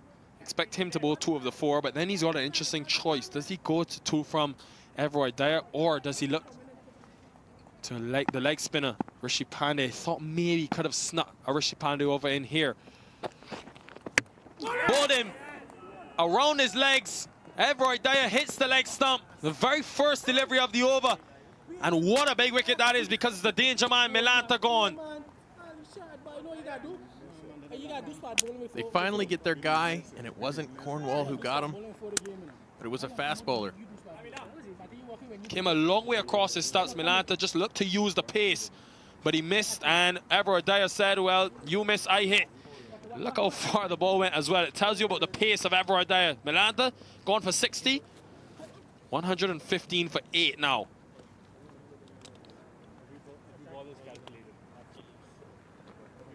But that was the wicket that the Atlanta Fire would have so desperately wanted, because now it's brought Aditya Padala, who's shown that he already can bat. 16 from 5 deliveries last weekend in a winning cause. But still, Milanta would have been the experienced man. They would have wanted to bat right to the end. It's amazing how fast the mood changes. We were just talking about how the Raptors might still be in this game, might still be trying to get to about 160. And then the man who was going to take them there just ends his day. But as you mentioned, Aditya Padala, very good batter himself. This team counts on all of their batters. They bat deep. They count on everybody. Here's a look again at the wicket. Just came a long way across and probably didn't bounce as much as you would have expected. Cannon into leg stump. Everyone ducked for cover. Jamar Hamilton right behind the stumps. Had to get out the way quickly because it had some venom on it, some bit of extra venom from Everard Dyer. It's been a tad expensive in this year's tournament. But he has been that wicket-taking option. He's gone at over 9 runs and over in the 10 games he's bowled in. Taken 10 wickets as well. So they have to make use of the full quota of 20 over, edging to get back on strike as he does now. How do you play this situation? You know that Aditya Padala is very capable at the other end, but still, if you're Matthew Ford, do you want to face the majority of these deliveries, or do you trust in your partner? I think you want to take the most of the deliveries if you're a Matthew Ford. I think he's itching to show what he's capable of here at this ground in front of the crowd. But it's nice to know that on the other end you have a guy who can bat and bat well. Yeah, one option we didn't see today from the Atlanta Fire is Liab Sauerman, who does bowl those cutters into the pitch. Thought maybe on this surface he could have been used, but just the 2 seam options. Remember, no Cornet Dry, who's the second leading wicket taker in this Fire team. 15 wickets for him, but not in the team today. So it is something that they've had to contend with. Ford goes over cover. Gets it in the gap well. It is a big boundary square. Rishi Pandey is very quick. He's able to just keep it to 2. The Atlanta Fire have been extremely good in the field. Saved at least 10 or 15 runs. It's very important to be good in the field on this ground, needless to say. But yeah, it is a big ground. Games get very tight here. We've seen a lot of close games here. We saw back-to-back earlier in the season on consecutive days. We saw a game go down to the very last ball, and then the very next day we had a super over, and then the next day we had another super over. Well, that will not be good for the Fire because they've done so well to keep the pressure on, and a free hit is what Matthew Ford will have to go after, because when you have such a tight hold on a team, a firm grip of proceedings, you don't want to give them any sniff, any opportunity to release the pressure. Touch and go. Very close. But in the end, the umpire's decision is final. They've got to make that call right then and there. No third umpire to see it on television. Free hit delivery. Big swing and a miss. He'll be disappointed for it. He didn't get close to the pitch of the ball. That's what didn't allow him to make contact. Went for that extra cover option. Went pace off Everard Dyer. Successful result in the end. Dyer's ball is going through really quick today.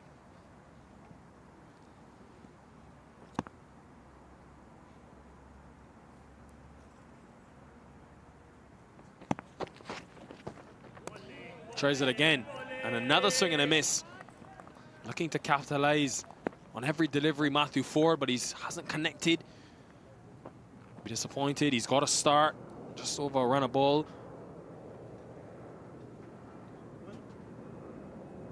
He will have to be there for these remaining 3 overs, though. They've got to ensure that they at least bat to the 20th over. Don't want to give or leave any deliveries. This time tries a different option. Run out chance shortly. He hits direct. And it is another wicket for this Atlanta Fire team. Matthew Ford wanted to retain the strike for the next over, but Aditya Padala, even with the dive, comes up short. There will be no repeat of last week, it looks like, for Aditya Padala, who helped guide the team. Oof, that one must not have felt good either for Ford there. Oof. Gone by a mile. Good decision in the end by the umpires. Jamar Hamilton quick to pick up the ball, remove the bails. And Aditya Padala, not much of an impact. He's gone. 17 overs completed, 119 for 9.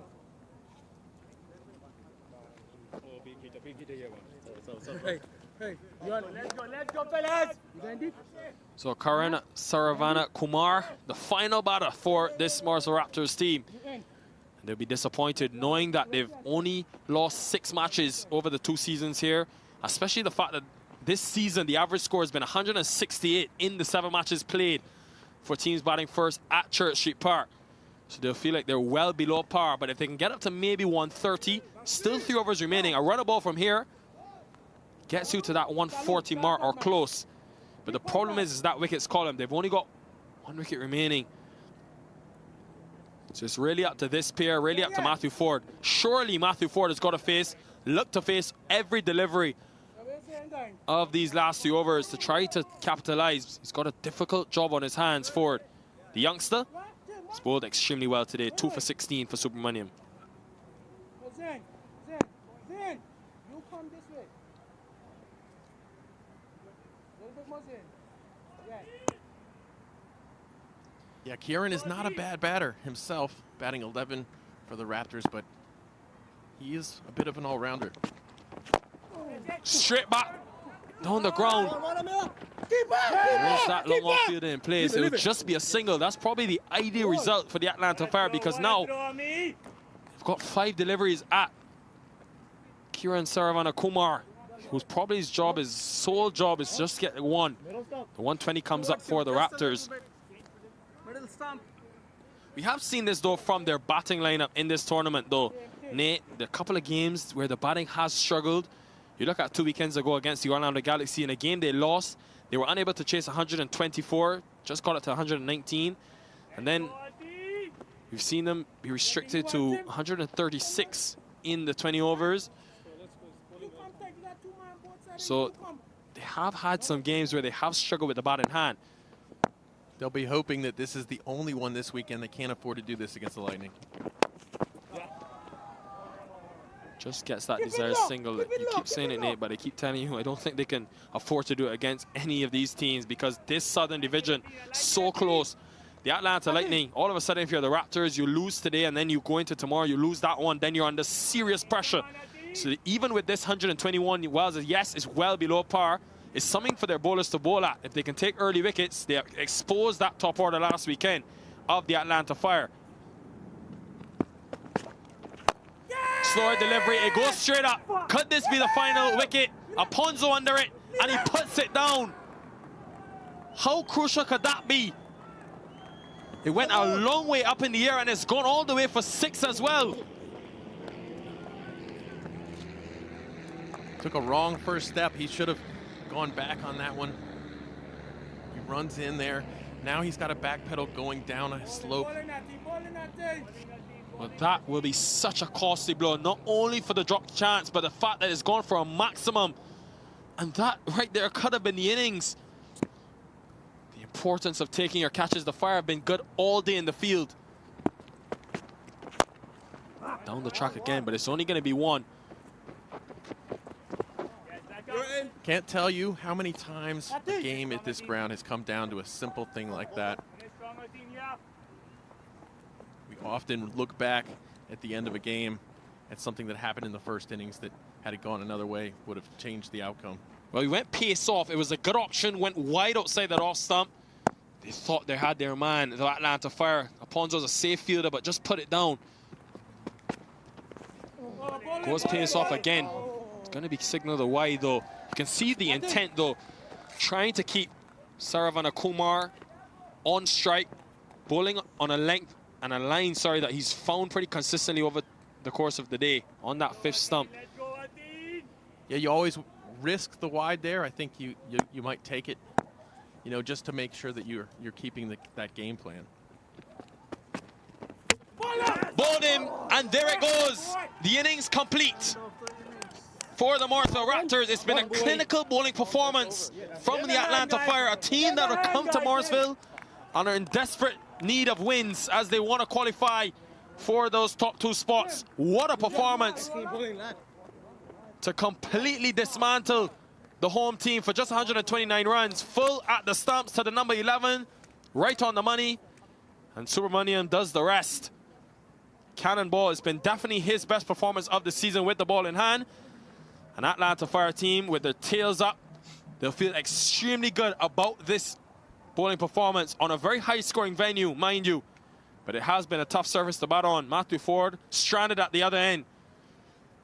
Saravana Kumar, the last to go.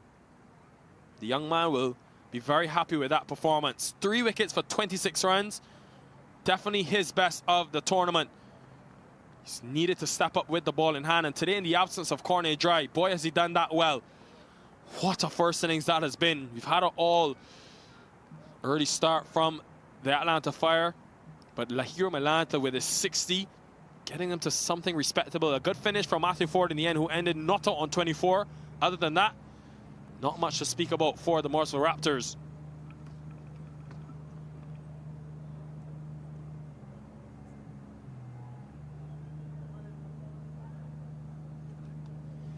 Yeah, Subramanian making a case for himself to be this week's DAFA News Emerging Player of the Week with his 3-wicket performance. Other than that, it was mostly spin. Obviously, Everoy Dyer with his nice job bowling taking the big wicket of Lahiro Malanta. But brilliant spin display throughout the game. Well, the Atlanta Fire have done all the hard work to restrict what has been a very powerful Morrisville Raptors batting lineup to just 129. And it will mean that the Fire will need 130 to win. Just going at 6.5 runs per over. We know the power that they have in their batting lineup. Well, here's how the innings unfolded if you missed any of it, because it was pure action. Very first delivery.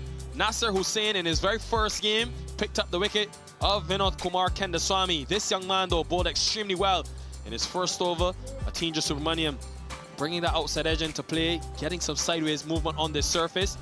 Obas Pinyar, as he so often does, started extremely well. Lahiro Malanta, though, masterclass yet again on what was a very difficult surface to bat on. Got to 60, but no one else on his team was able to help him, was able to stand there and build a partnership. This one was a decent one between Pinyar and Lahiro Malanta, as it so often is.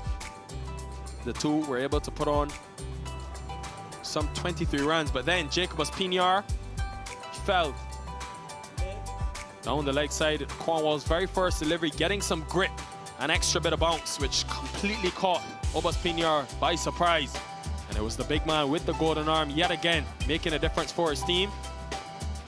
And in the very same over, Lahiro Malanta at the other end, even with all going on, wasn't phased. Subramaniam came, and when he went short, was just too easy. Sat up. Lahiro Malanta, so powerful, but then was able to adjust that length and get Dane Peake caught inside edge. Bit of movement late.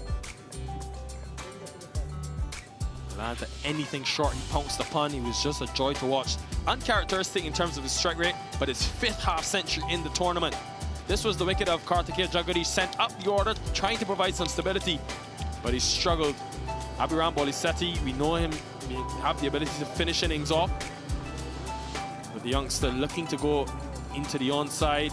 Another wicket for the spin of the Atlanta Fire. Rishi Pandey, just the one over. And when he's straight in terms of that length, full toss, easy for Lahiro Malanta. Matthew Ford and Malanta, this was a partnership that you thought, had they back to the 20th over, could have easily got up to 150.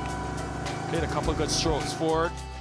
But Lahiro Malanta went very soon after to Everoy Dyer, came right across his stumps. Oh, that didn't bounce as much as he would have expected. This was a run out, probably not the smartest of cricket. Matthew Ford trying to retain the strike. Kadalo short. Direct hit from Jamar Hamilton, who won't miss too often. And Matthew Ford was given a light at long off, one that should have been taken, but just misjudged it, Amila Aponzo. But then Saravana Kumar, cannonball into the stumps. The youngster finished with 3, and the Atlanta Fire restricting them to just 129. But you never know at this venue with these low scores. It should be a very exciting run chase. 130 it will be for the Atlanta Fire to win.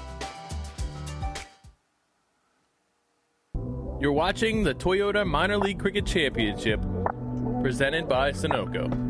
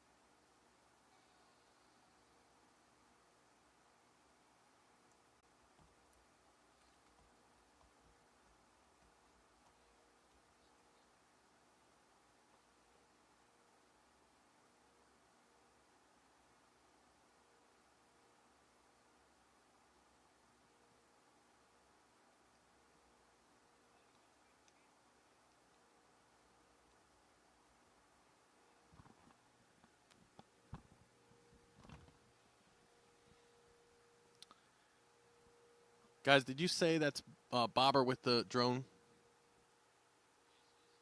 Oh, awesome. I'll give him a shout out then.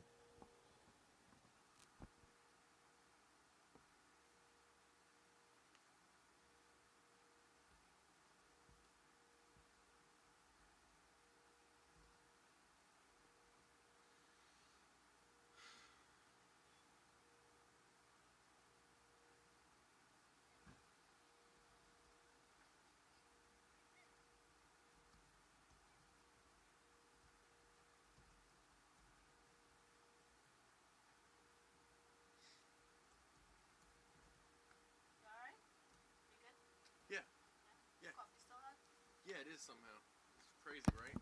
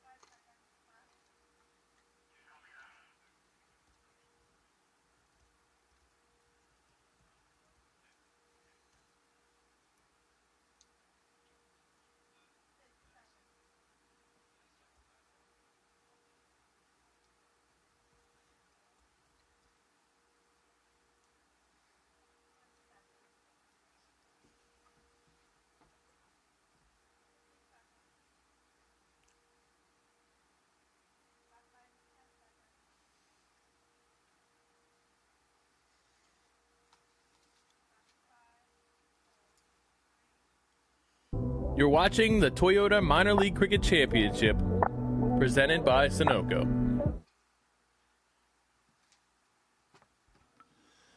An innings which belonged to the Atlanta Fire being able to restrict what has been a very powerful Morrisville Raptors team to just 129 runs. The key there is that the Raptors have left 13 deliveries out there. They haven't faced the full quota of 20 overs. How pivotal could that be as we get ready for the run chase, where the Fire, with all their power, Raheem Cornwall up top, the leading 6-hitter in this 2022 Toyota Minor League, will be in action. It was all about the spin. Nasser Hossein on the very first delivery, striking 2 wickets for him. 1 also for Aponzo and Everett Dyer. 2 for Raheem Cornwall, but the pick of the bowlers for me, Atinja Subramaniam, even on the tad expensive side, 3 wickets for 26 runs. He was brilliant.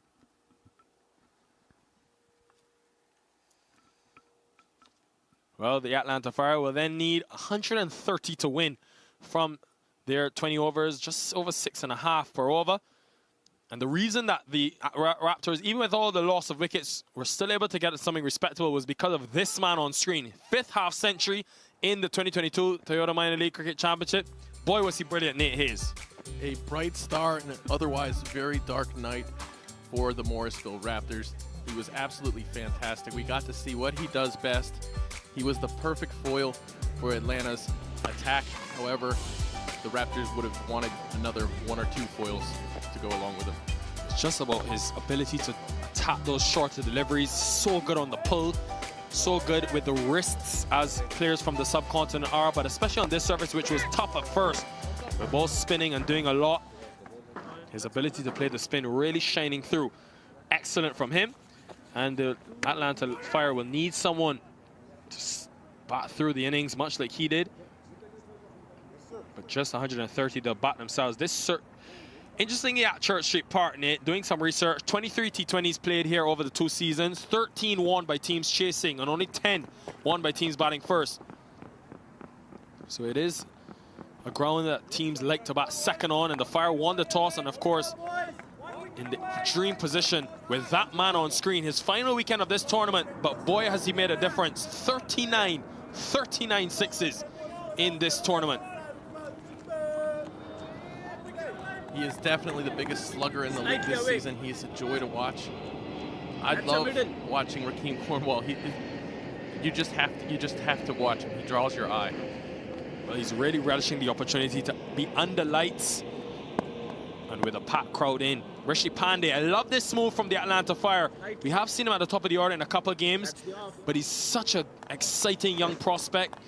When you only need to score at above 6 runs and over, you can't afford to have someone there to stabilize the innings, especially after they would have seen the Raptors lose 4 inside the first 6 overs. Shivakumar Duvarapu with the new ball in hand. You know this guy? Huh? You know this guy? He didn't play that game against the Atlanta Fire, so it will be a new challenge for Cornwall, who was dismissed to the left arm seam of Aditya Padala last weekend. It will be a wicket that they'll have to take early. The Morrisville Raptors, first delivery on the way. Oh, leaves it outside the off stump. Interesting, getting some movement with that green grass. We do see the sideways movement, angling the ball into the right-handed Cornwall, getting the ball to leave. Can't tell from that angle, but you can see good seam position. Raheem Cornwall, I tell you, what a character, what a joy to watch in this tournament. I keep talking about him. I sound like a broken record, Nate Hayes, but what a revelation.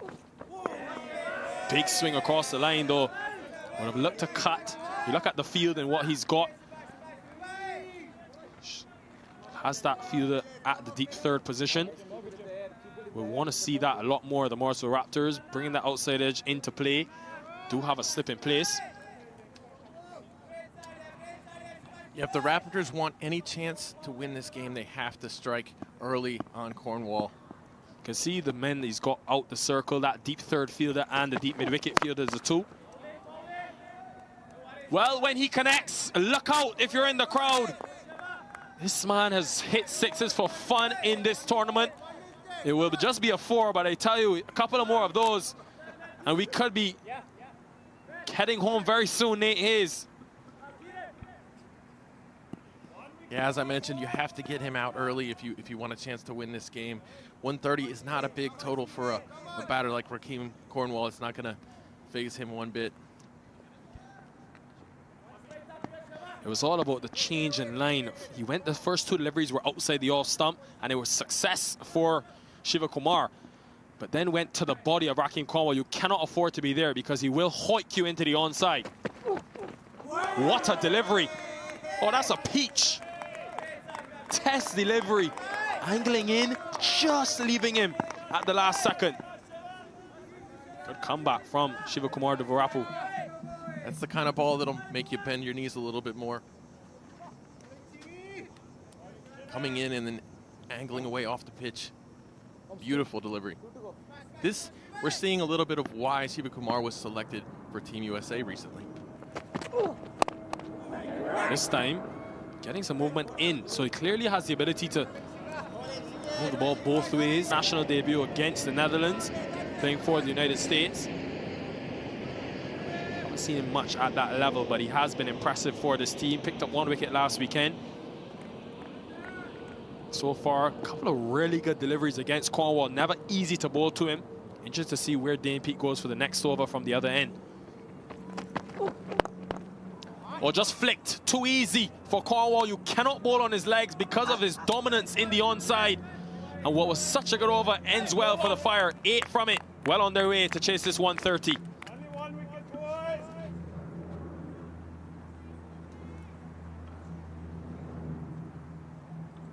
Tons of batting to come, and they'll be very happy with the start. Interesting move to drop the captain down the order. You've seen him open the last 2 games, Zain Saeed. They do have the all-round ability of Nasser Hossain. At the same time, Syed has not had the same results as last season so far with the bat. He's scoring at a 136 strike rate compared to last season where he scored at a 163 strike rate. But he won't need a high strike rate today.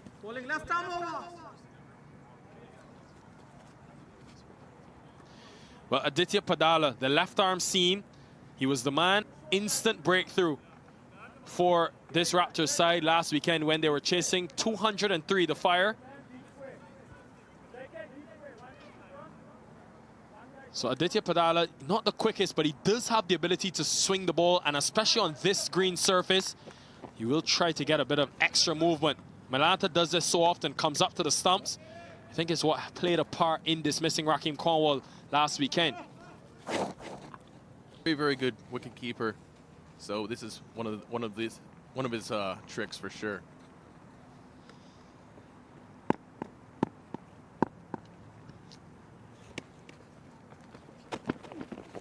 You can see they're trying to get that bit of extra movement. Well, Nate, you look at Rakeem Cornwall in this tournament, the 10 innings he's batted, over 400 runs, but it's been about his impact for me. The 3 games that this team has lost, one against us in 6. Anytime Cornwall has crossed 30 in this tournament, the Fire are unbeaten. Down the leg side, and it goes through Malanta. It's the price you pay when you're at the stumps, never easy. It's going to be a costly blow, not the ideal start. You need wickets and need them quickly. You need to build up pressure, and that's definitely not building up pressure. But yeah, you mentioned, there's a good look at it. Cutting, oof, very difficult for any keeper. You've got that little bit of bat shyness. Yeah, just listen to that stat though. Anytime Rakeem Cornwall has 30 runs, the Atlanta Fire have not lost the game. In the air for half a second. Whether that is batting first or chasing. Once he passes 30, the Fire are in a much better position to win games. And it tells you about the impact, because not only the 30 runs, but how quickly he's able to get them as well. Yeah, I was just going to say, he gets those 30 runs typically in about 15 balls. Down the leg side again. So Padala has struggled with that line early on. He's only bowled 2 legal deliveries and already conceded 6 runs in the over. Just wonder how much that fear factor is playing on the minds of the Morrisville Raptors. Captain Dane Pete will have a lot to think about. That was the wide. The hero a little bit better at getting to that one, just getting his entire body behind it. Rishi Pandey yet to get off the mark, and Cornwall, you can see every delivery is edging to get back on strike. So Rishi Pandey, I think, has just got to find a single. Dane Pete will try to will his team because he knows he's got a big home crowd in, and how important this weekend is. So you'll want to find every way for his team to fight in this contest. The same way that the Raptors lost Cable as well. Good option from Pandey. 2 is the call, but it'll just be definitely a single with Raheem Cornwall there at the other end. Yeah, I think we're going to see him change hats more than we'll see him run for doubles in this game. 2 legs. Well, they were able to dismiss Cornwall early last weekend. Mentioned Padala, just 3 deliveries Cornwall was able to face against him before just 6 runs. Already seen him hit 2 big boundaries. Real pity that we'll be losing this man after this weekend because of his Caribbean Premier League duties. What a void he'll leave in this Atlanta Fire team. We saw him with the ball earlier, taking 2 wickets. But we know he's one of the destroyers in the power play, not only in the US or in the minor league, Nate, I'll say in world cricket. I find it real surprising that Raheem Cornwall isn't traveled around the circuits more often, because he's shown you in this tournament what he's capable of doing to oppositions inside the first 6 overs. I agree. He gets every team he plays for gets him off to such a great start. I like that though from Padala. He's used this option to get the wicket of Cornwall. Pushing the ball across the right hander, and he got the breakthrough last weekend. Yet to do it yet in this one. 15 for none after 2.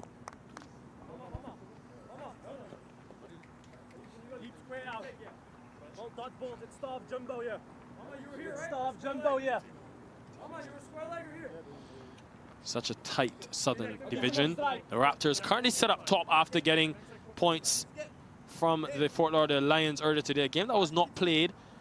The points were awarded to the Morrisville Raptors. Still got 3 games, well 2 after this in the group stages remaining, coming up over the course of the next 2 days at Church Street Park. We can thank Bobber Bog for these beautiful drone shots. If you have a drone with a camera, this is the place to take it. Of course, watch out for the airplanes. They fly awfully low.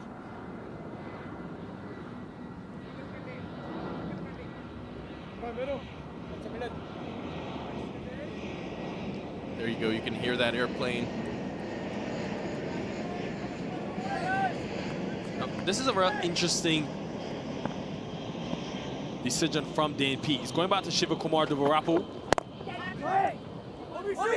Oh, run out chance of the bowlers, and Cornwall completely gave up. He went a long way down the pitch and turned around, knew he could not get back. Direct hit, he would have been gone by a long way. I know Obis wishes that he had taken his time on that. Maybe not thrown that so dramatically side-armed.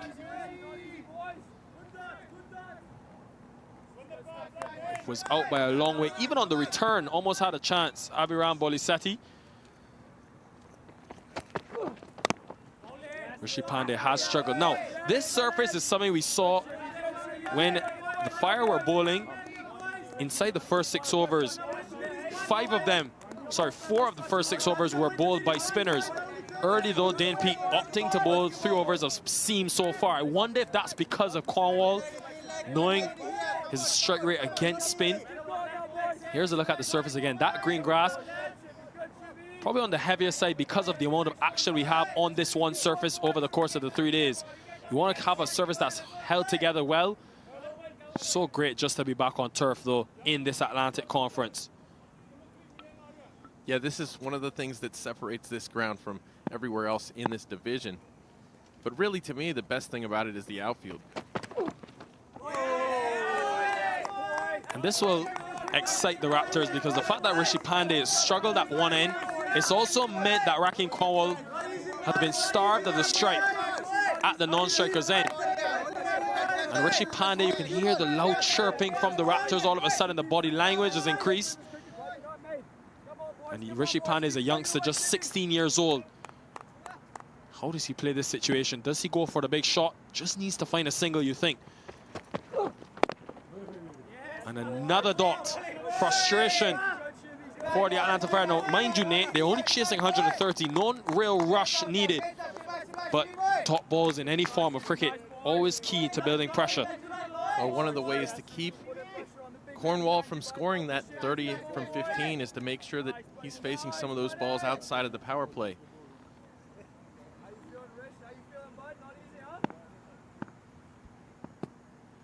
And you do that by keeping him off strike, pinning down his partner. 5 dot balls in the over from Shiva Kumar Duvarapu. Boy, has this been the over that the Morrisville Raptors so desperately needed. After a couple early boundaries, they would have been under pressure. But young Rishi Pandey, 1 run from his first 9 deliveries. How does he now go about this? Wonder what Raheem Cornwall is telling him, being the senior man at the other end. Dane Pete always likes to be in these battles, will never give up. Boy, has this been the over that the Morrisville Raptors so desperately needed. After a couple early boundaries, they would have been under pressure. But young Rishi Pandey, 1 run from his first 9 deliveries. How does he now go about this? Wonder what Raheem Cornwall is telling him, being the senior man. Knows the importance of all 3 of these matches for the Morrisville Raptors.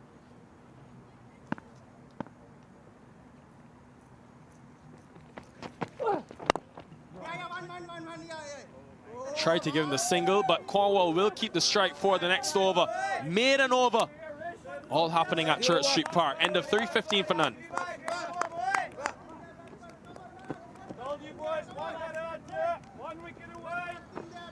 Well, if you're now joining us, boy, have you missed out on some nail-biting action over the course of this game so far, where it's been absolutely special to watch the battle between the 2 teams, the Atlanta Fire and the Morrisville Raptors, all to play for this weekend. Yeah, as you mentioned, every game important. The Raptors want to head into the games against the Lightning with some steam.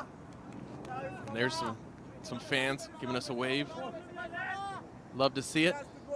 How can you not have a smile on your face here? How did they know that they're on camera?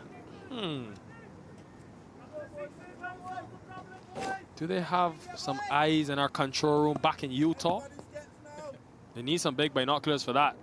It's been another great way that this production has come together. The fact that we can have in the air should be taken. That is what pressure does. Raheem Cornwall was starved of the strike in the last 2 overs. It's a screamer. Taking out that straight and make it fielder. They've held on one-handed, and could this be game on for the Morrisville Raptors? What an amazing catch there by Vinith Kumar Kendaswamy. Stumbling backwards. See, the field is crowned a little bit, so anytime you're backpedaling, you're going to be going down a hill. It's a little bit tough to keep your balance sometimes. He did a great job there.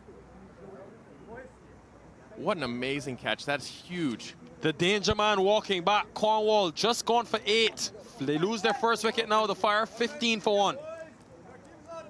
Now we see how it goes in the playoffs, boys. Here we go now. Zain Saeed, the captain, in at number 3. And he just won that last over.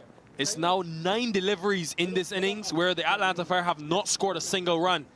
Even when you chase 130, pressure just helps your cause so much. The last over, Raheem Cornwall watched every delivery from the other end.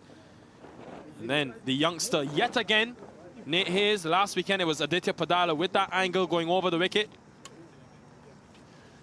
to the right-hander. He got him caught behind. No, actually, sorry, it was caught in the deep, similar fashion. Cornwall will be disappointed that he's missed out. He's been so reliable for this team. Here it is again, pushing the ball across. Just caught one to straighten, and what a catch this is, though, because he just misjudged it. And in the end, Kendaswamy holding on. And Aditya Padala coming up big again. He's having a great season. He's a very talented young player. Got a lot of ice water in his veins. Now, Zain Saeed hasn't been in the runs this season. He's batting at number 5. We've seen him open the batting last weekend. They do have a lot of batting to come. The Fire, even though they've lost Cornwall, will have to know that they just need 130 runs. A couple big overs, and that's the game for you. Yeah, it's T20 cricket. This game can be taken over by a single batter at any minute. So he just won off the mark straight away. I think it's for Rishi Pandey now to learn. The youngster faced a maiden over in the last against Shiva Kumar Duvarapu. He's got to turn over the strike more readily for his team because he'd see what pressure can do. How often do we see a batter in such good nick? Just has to watch from the other end, and it plays a part. Breaks some rhythm, momentum. And clearly working for the Morrisville Raptors. You can hear they were very loud, animated. They know that they're well in this game. What a shot that is, though. Cracking from the youngster. He's learned and learned well. Just luscious from Rishi Pandey. Young player with a lot of talent. Way to fight back there. Back yourself a little bit. Great shot. Right under the beautiful scoreboard here at Church Street Park. Well, 6 dots in the last over with Rishi Pandey. When he gets one in his half, he's showing that he will go after it. Would have been a big wicket to lose Cornwall beginning of this over. But if these two can just bat out this power play, regardless of the score, you're only chasing 130, you're still in control of this game, the Fire. This time in the offside, and it beats the man inside the circle. It's going to be 4 more back-to-back boundaries for the Fire. Rishi Pandey is a very talented young player, 16 years old, playing shots like this. Terrific comeback here. Atlanta Fire are not hanging their heads one bit after that first wicket. There's no reason to. As you said, Nick, they're only chasing 130. And they've got Jamar Hamilton yet to bat. And, you know, the rest of the team, too. Yeah, they've also got Nasser Hossain, the all-rounder former international player from Bangladesh, played in all 3 formats still to come. So they've added to the depth of this batting lineup. Pulls it in the onside now. 3 boundaries in a row for Rishi Pandey. Batting masterclass unfolding at Church Street Park. Oh, it's wonderful seeing these beautiful images on our screens. Just right at his body. Did an excellent job of getting underneath it a little, just enough. 13 runs from the over, 28 for 1. 1, 2, 3.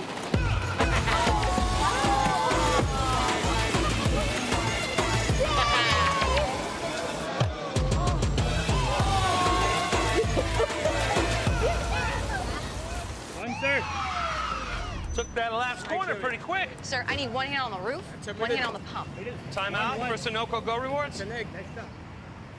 Keep pumping. With new Sunoco Go Rewards, when you fuel, you save, because rewards come first. Bowler's coming right arm over. Well, Shiva Kumar Duvarapu will get his 3rd over. You know, joining us at Church Street Park, the Fire winning the toss, asking the Raptors to bat first. And it was innings that went the way of the Fire, restricting him to 129 so far. You would say that run rate, getting up to 7, what's required for the Atlanta Fire. To see the artificial lighting on. First time on the premium coverage we've had games under lights.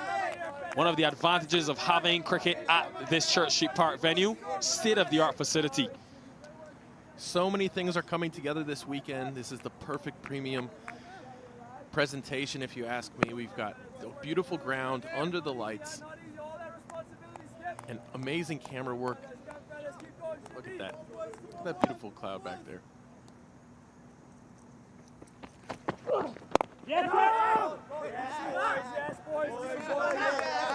Yeah, the Drew factor will come into play, you think, for this Morrisville Raptors team. You get a lot of Drew at this ground, Nate? Oh, absolutely. This is, earlier you said that the chasing team tends to win a lot here. That's especially true in the evening games. I must say, I'm very shocked that Dan Pete, the captain, hasn't gone to any spin options as yet, especially given the fact that you look at that first innings from the Atlanta Fire and what their spinners were able to do. 5 wickets between the spinners for the Fire. And it's been 5 overs of seam for the Morrisville Raptors. Dan Pete himself, with his off spin, we've seen him bowl the new ball quite often. They also have the leg spin of Karthikeya Jagadish. So a lot of spin options in this lineup. 2 of the 3 leading wicket takers on the Raptors are spinners, Obas Pinar and Karthikeya Jagadish, both with 11 wickets. The other with 11 wickets coming into today was Adi Padala, who now has 12, obviously. Interesting decision making from Pete early on. Extra bit of bounce from Shiva Kumar. Well, the Raptors tend to bowl by committee as much as any team in the league does. 9 of the Raptors in today's playing 11 have bowled at least 5 overs this season. So good luck trying to figure out what they're going to do. Well, they do have Matthew Ford, who's tend to bowl at the back end of the innings, left of screen. He's an attacking bowler as well, who you expect have to come in to play much earlier than that. Enough movement inwards from Shiva Kumar. It's been a good over from him so far. Just 1 run conceded. Sort of been a ding-dong battle because they've had a maiden, then the fire have struck back in the last over 3 boundaries. Now tight again from the Morrisville Raptors. Balanced so far in the first 6 overs. Shiva Kumar has allowed only 1 run over his last 11 deliveries. That is fantastic in T20 cricket. It's lofted, but he just has enough to get it wide of Matthew Ford. They come out for 2, have to hurry. The dive comes out from Zain Saeed, and it saves him in the end. So a good way to end the over for the Fire. End of 5, 1 over remains in this power play, 31 for 1.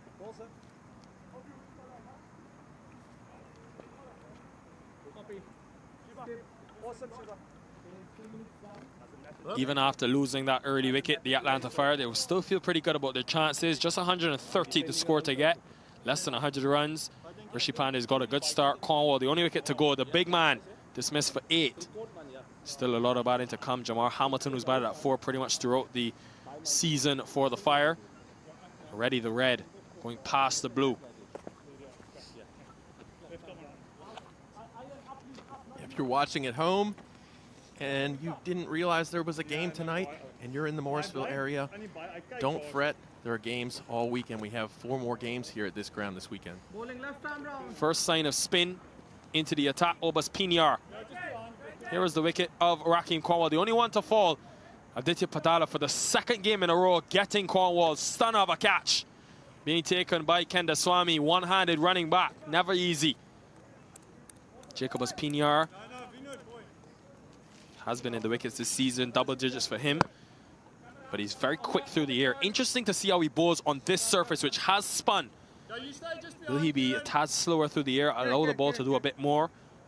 Or will he go back to his normal, consistent self with this velocity? Left arm around the wicket. Starts quick and down the leg side. That's going to hurt the Morrisville Raptors because it's going to be 5 wides. You can't afford to give away runs when you're only defending 130. Far too many extras already for the Raptors. No chance for Lahira Milanta. Very quick through the air. Obas Pinar was blinded Milanta by the batter. So bonus runs coming for the Fire. All of a sudden that asking rate's dropped down to 6 and over. Again looking to into the onside. Angling the ball down the leg side. Pinar, you want to be a lot straighter, attack the stumps with that bit of extra pace he bowls with. Not a big spinner of the ball. Now this one much slower, just over the infield. Trying to utilize this last 6 overs. Comes back for 2. Good fielding in the end by the captain, Dane Pete. Dane has been an excellent fielder for this team, leading by example. We know how important fielding is going to be for this Raptors team. They don't have a ton of superstars in the team, so they have to all do it together.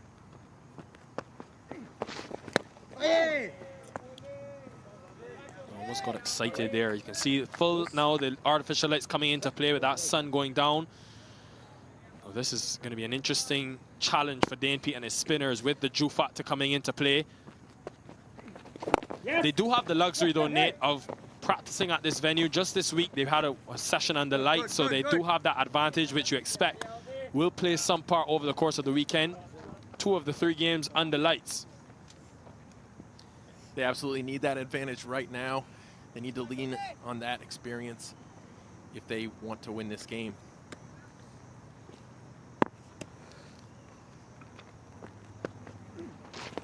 What?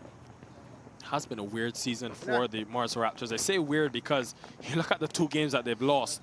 It's against the 2 bottom teams of this Southern Division, one against the Orlando Galaxy and one against the Fort Lauderdale Lions. They've been really good against the good teams and struggled against the lesser of the 2. So the lesser of the group, sorry. So something that they want to rectify. Still in with a chance of this game if they can continue to take wickets. It's been much slower in this over. Well done. Extremely well stopped on that 30-yard circle. A good way to end the over. Good power play though for the Atlanta Fire. In search for that 130, 41 for 1.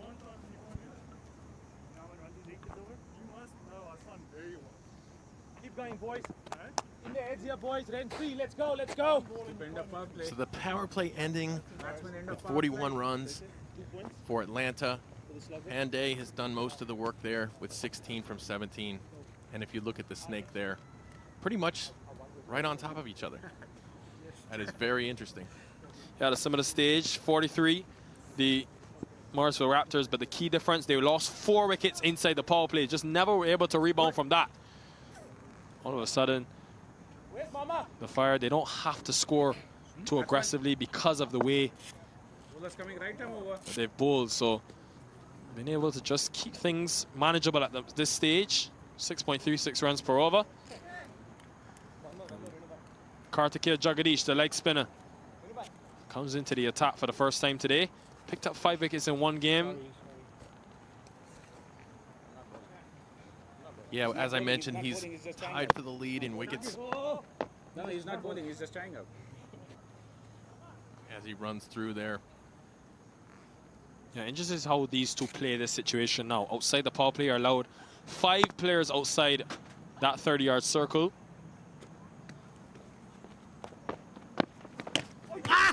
Well, has he got him?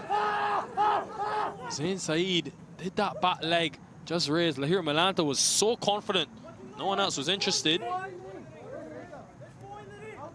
One of the toughest routine calls to make. Now look at this. The wicket given. A very delayed response from the square leg umpire, but he's sent his man. Very interesting. Lahir Malanta appealed, and then there was a long pause in between that decision. Jagadish, very first delivery. Saeed came a long way down. He's out of his crease there. Does he get back in time? Hard to tell. Very hard to tell. But we give it to the umpire. Now watch this. The umpire doesn't make a decision. We're going to have another look at that. Stay with us. 41 for 1. Makes that 42 for 2. Saeed, the captain. Just 6 for him.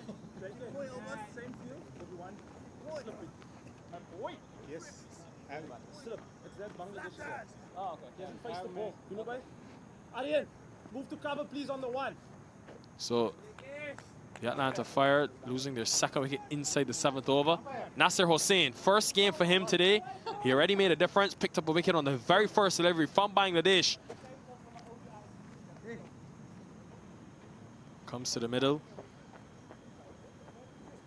And now with his team, not really in too much trouble, but they will want to get a partnership or 2 to ensure that they get these 89 runs required. It's a very interesting passage of play. Just the 1 match, this being his first for Nasser Hossain. That's a leg stick. And Panday, the youngster, the anchor right now of the innings, scoring at about a run a ball. Coming right over. That's all they really need right now. So Jagadish, the leg spin option, has been in the wickets this season for the Morrisville Raptors. Straight away taking a wicket. Now moves on to 12 wickets in the season. I think he will be very important against those power players. Spinning the ball away from the right-hander. A lot of flight on offer as well.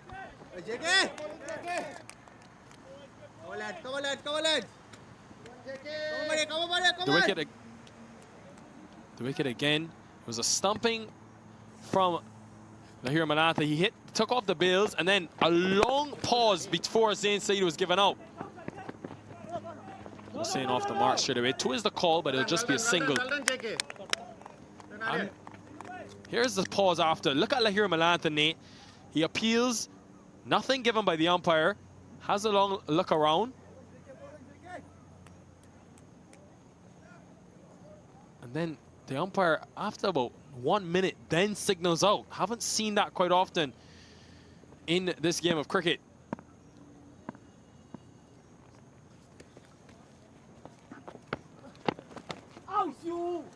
Edged, but very hard to take for Lahir Malanta. It's going to be more runs for the Fire. Does extremely well to save the boundary. Comes back for 2. Doesn't matter how they come at this stage. Nate, what do you make of that? Look how long the umpire took to make that decision.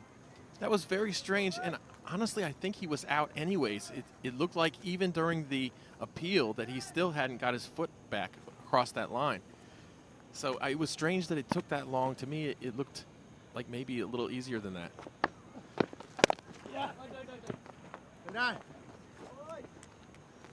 Straight to the fielder at cover.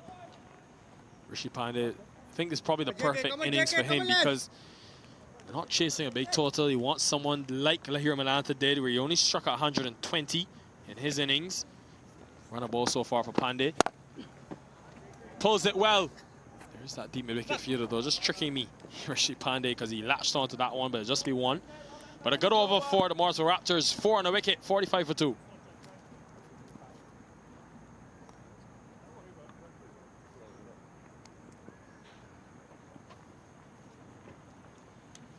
Excellent stuff from Jagadish, striking immediately. As I mentioned, he's tied for the team lead in wickets, but he's done it in only 6 innings. Go lad, go lad. 11 or 12 wickets now in his 16 overs for the season, striking every 7.71. Well, actually, his economy is 7.71. He's striking every 10 runs. That's pretty impressive. And there's a good look at the airplanes. Yeah, the airport very close to the Church Street Park venue.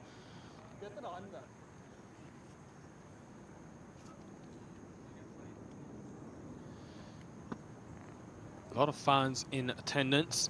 Interesting that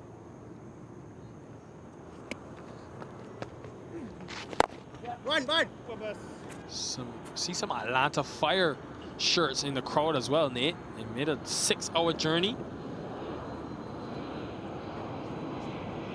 Well worth it, I'm sure. Talking to the Fire players before the game, they all couldn't wait to play here. Come on, Abby. Come on, Abby. They actually said that they want to play their playoff games Come on, lad. here Come on, too. lad. Well, shows you the passion in this minor league to travel that far.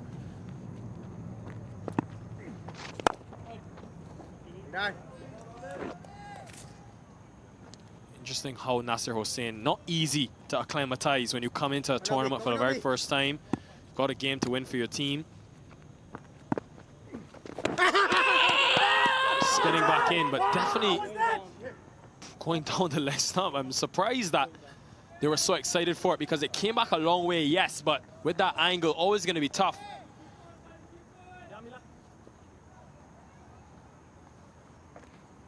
Ooh, close, but I think missing the leg stump in the end. Came back a long way though, just jagged back on him. Very quick through the air. We mentioned Obas Pinyar has varied his pace well, more than usual because he's very quick through the air and he's consistently bowls that. But on a surface which has spun, has been happy to flight a few deliveries. Picked up 13 wickets last season for the St. Louis Americans as captain. Was all-round standout in the minor league first season. Excellent over. Sorry, 1 delivery remaining so far. Excellent over so far from Obas Pinyar. He's got to finish. Well, here is that leg before shout again. Look how much this ball deviates off the surface, Nate Hayes. Just pitching, getting some drift as well with the angle. Full toss, misses out Rishi Pandey, just be a single. 48 for 2. My son, he's so soft-spoken. Everyone says he's so good-looking, and he never forgets to call. Hi, Mom. Born for your trousseau. The 2022 Tundra. Toyota. Let's go places.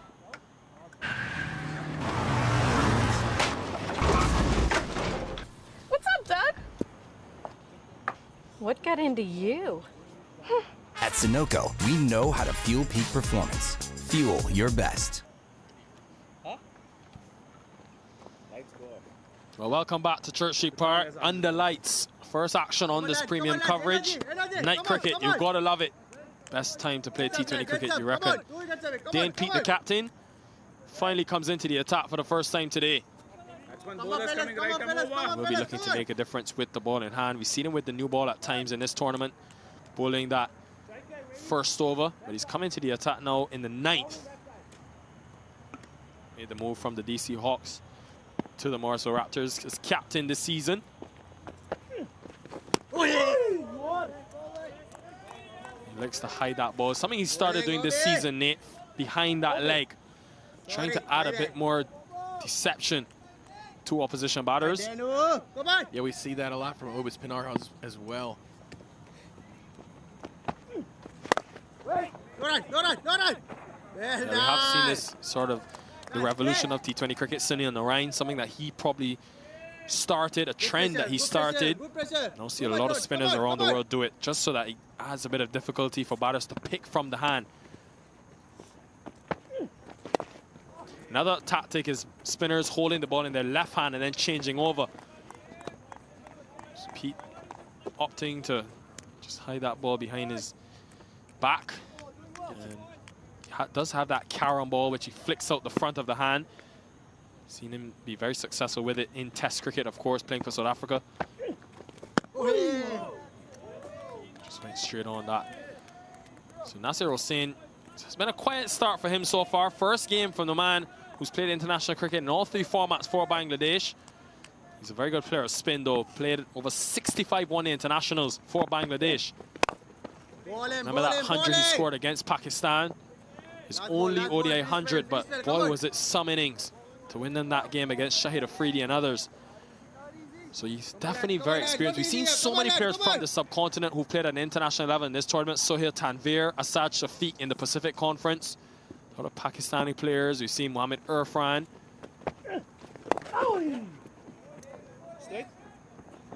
Always good to have that international influence in anything you do, just to add to the quality. Gets to the over for pretty quickly, Dane Pete. Just 3 from it. They're pulling things back well, the Raptors. 51 for 2.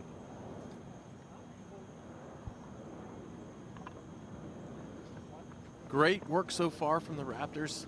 You know they're going to want to take some more wickets, but Nasir Hossain is hoping to do exactly what Lahiru did in the first innings. It's a very interesting decision by the Atlanta Fire to not send Jamar Hamilton at number 4. It's where he's batted all season, and it's where he's been superb. 274 runs. He's been the 2nd leading run scorer, and he's such a powerful player. I thought you would want to let him face as many deliveries as possible. The artificial lights on here at Church Street Park. Such a privilege, to be honest, to have and be able to cover a game under lights. Got a decent crowd in. Expect it to be much bigger tomorrow night on Saturday, Nate Hayes. Come on. True, and this is the time when people are going to be at their, you know, we're going to have the largest crowd here at this time of night. Everybody settles in. Even when the first innings didn't go so great, they're still going to come out in numbers. I think we'll have even more here tomorrow night, and we're going to have even more, obviously tons more in the finals weekend. Yeah, confirmed earlier this week that the finals weekend would be returning to Church Street Park. It was a magnificent event last year. But not only will the event return, the finals will be under lights as well. So an indication for teams battling this weekend to get a good taste of what's to come if they want to go all the way in this tournament. The Fire, of course, lost in the conference finals last year to the Stallions. The Raptors didn't qualify. So I got it the other way around. It's the Raptors that lost to the Stallions. The Fire. That's correct. Yeah. The Raptors lost to the Stallions. Nobody was going to beat them in the Atlantic last year. They just had such a good head of steam, and Atlanta Fire lost to the Empire State Titans. That's correct.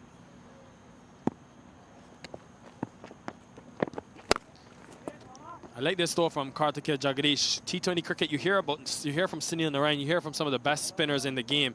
They talk about containing. That's what leads to wickets. So far, Jagadish, the length that he's bowled, it's been very hard to score from, very hard to hit boundaries against. But something you think is going to have to give for the Atlanta Fire, because slowly that asking rate sneaking up past 7. Comes a long way across, hit outside the line though. Rishi Pandey has been a struggle for Pandey. Just 24 from 28 deliveries now. Moving around now a lot in the crease. Now that he's been there a while, trying to access different parts of the ground. And I get that you want to let Nasser Hussain, who's just come into the tournament, you want to give him an opportunity to be in the middle. But at the same time, when you have a player like Rishi Pandey at the other end, who tend to score a lot slower outside of the power play, I just felt the opportunity was there to send Jamar Hamilton in. Place that he's batted all season will be very comfortable. Good piece of work by Karthikeya Jagadish. Wide and another dot delivery. They've been extraordinary in the last couple of overs. End of the 10th halfway stage, 53 for 2.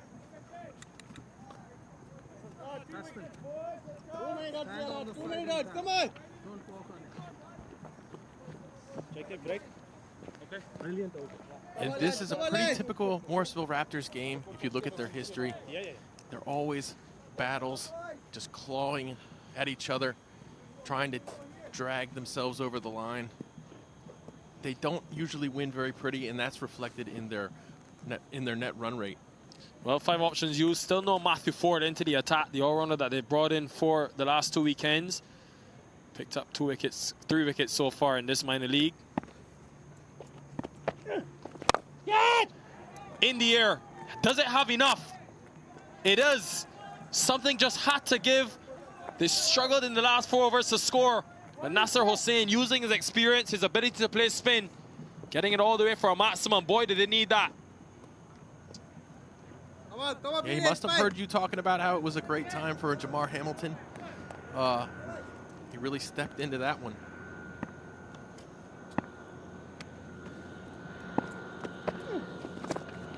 Coming into this over, Nate, you look at overs 6 to 10. They only scored 12 runs total in those 4 overs, and it was all spin.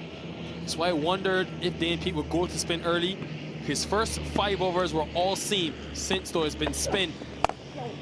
Just done the bulk of the bowling. Should just be a single out to mid-wicket. Yeah, we talked in the first innings about whether or not certain missed fields would come back to haunt a team. Right now, the Raptors have allowed 11 extras. So 11 of these 60 runs have come as extras. Let's see if that comes back to bite the Raptors. Just 70 to get with 8 wickets in hand. You would bat the chasing team to get that every day of the week. One, mama, one! But a few quick wickets here. Two. Coming back for 2. Could cause some problems. Easy 2 in the end. Good running by Nasser Hussain. Come on, Dad, come From Bangladesh into his very first game for the Atlanta Fire. Still a lot of batting to come, a lot of power in terms of Jamar Hamilton. And it is a batting lineup that will next weekend. For those playoffs, Nate, have the services of both Aaron Jones and Stephen Taylor. This is going to be runs. Does extremely well in the end to save the boundary. Rishi Pandey coming back for 3. Saves a run. Every run so crucial when you only have 130. I was making the point though, Nate, next weekend you will have the US international players back from international duty currently in Scotland. Stephen Taylor and Aaron Jones, 2 big pieces for this Fire team. They've only lost 1 match when the 2 have played. Aaron Jones, of course, the incumbent captain of the Fire team. And they've only lost once to the Atlanta Lightning when those 2 have outfitted in the red. Straight down the ground, catches the call, and he puts it down. Jacob Espinar. It was never an easy chance, having to make up a lot of ground from that long on position. And luckily for Nasser Hussain, didn't time it well. Those are never easy catches to take when you're running in and you have to dive straight ahead, especially, you know, I mentioned the ground is crowned a little bit, so you're running kind of uphill in that situation a little bit. Very tricky to take those catches. 66 for 2.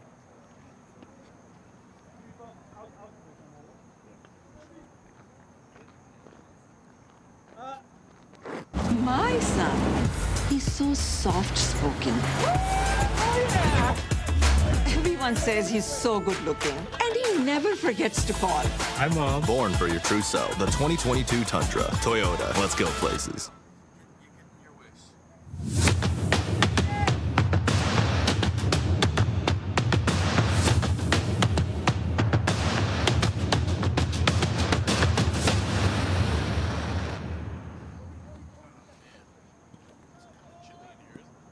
Matthew Ford into the attack for the first time today. He's been a strike bowler. He's brought in to take wickets in replacing Colin Archibald, who's left for A-team duty. You need to make a Toyota Tundra-like impact if this Raptors team want to defend this 130 total. Starts wide outside the off stump. No wide given. Interesting. Thought maybe he was on the wrong side of that wide line. That's what I was saying. In disbelief. Taking the Subramanian plan right now, bowling wide at good length. Yeah, Matthew Ford was absolutely fantastic in that final over against the Lightning last week. Goes wide again. There was a point in place. He's able to get it fine enough. Just be a single down to deep third. Look at the field that Matthew Ford is operating with. He likes to have that deep cover fielder, deep third, bowl with the protection in the offside, so he can bowl those wide Yorkers, bowl those slow balls into the pitch. He will have that standard field at deep mid-wicket, and then at times does bowl with the long on, long off back. They need wickets though, so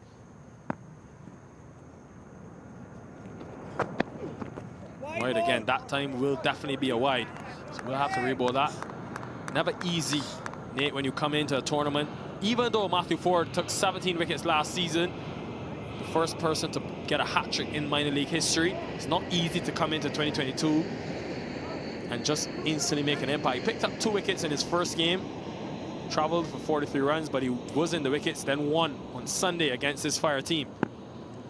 And the 2 wickets he did take on Saturday were in that final over. Much better in terms of the line, much straighter on that 5th stump. He likes to bowl those wide deliveries. Got to be so precise though.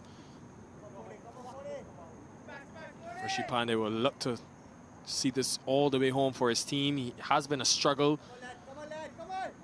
but the main thing is that he's still there, and they still only need 7.29 runs per over from here on in.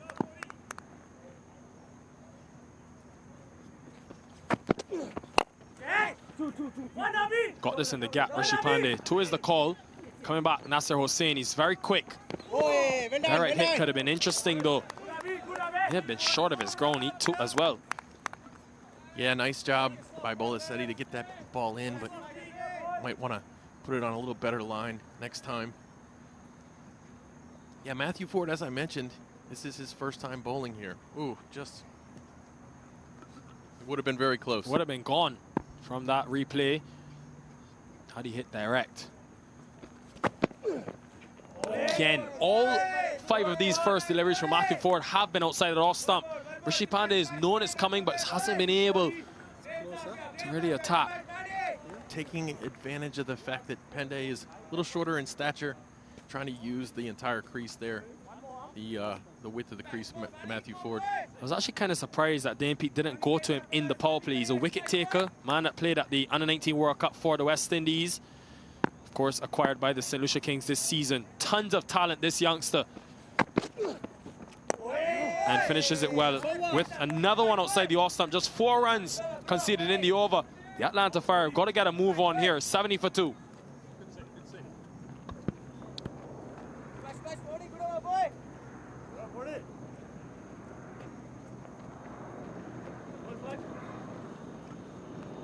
Still tons of batting to come.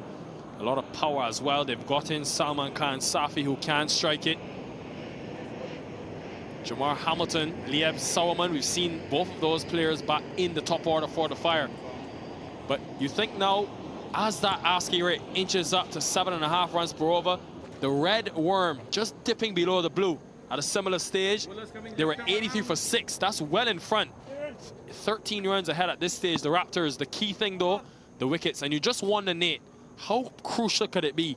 The 13 deliveries that they left behind. The Morrisville Raptors not batting the full quota. Jacobus Piniar to bowl his third over.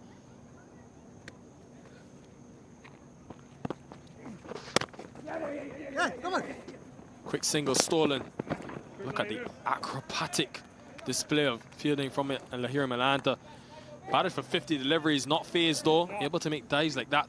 Oh, both of these wicket keepers in this game, fantastic athletes, exciting players to watch. You love to see a guy cartwheel like that. It's one of my favorite things about cricket is the wicket keepers.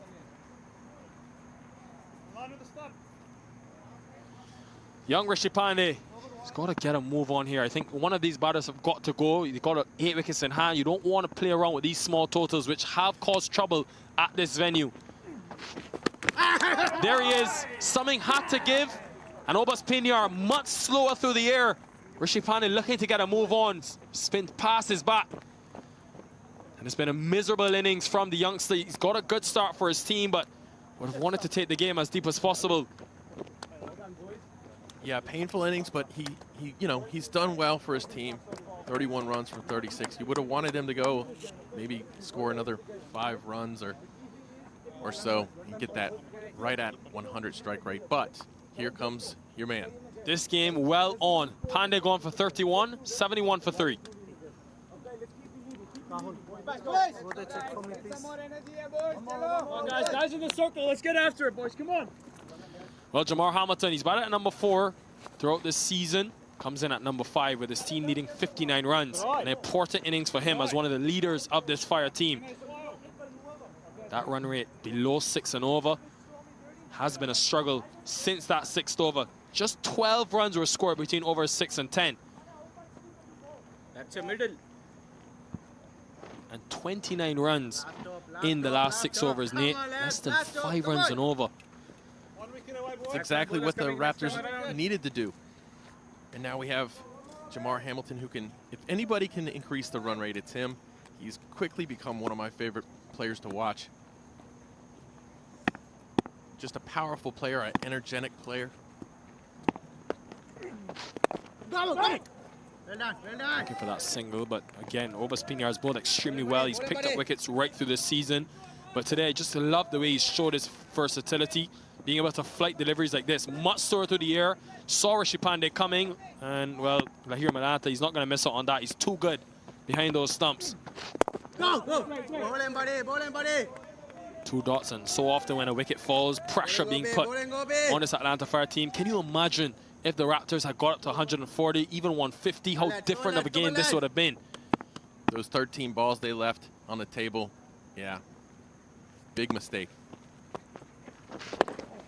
Getting one to come back sharply. And was Piniar. 3 dots to Hamilton.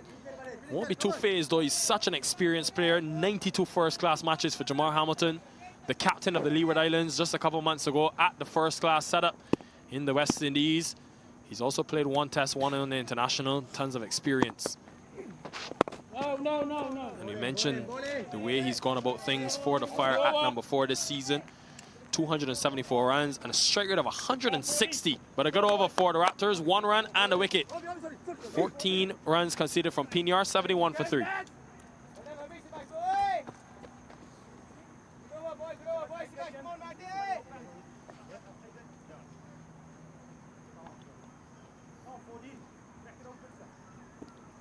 Yeah, I told you, the Raptors always manage to make a game of things, and they're doing it with their bowling attack. We saw Aditya Padala strike early, get the big wicket of Rakeem Cornwall.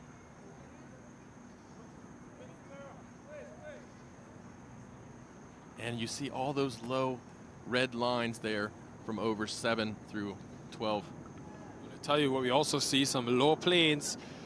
They better get a bit higher, those pilots. They're playing with fire.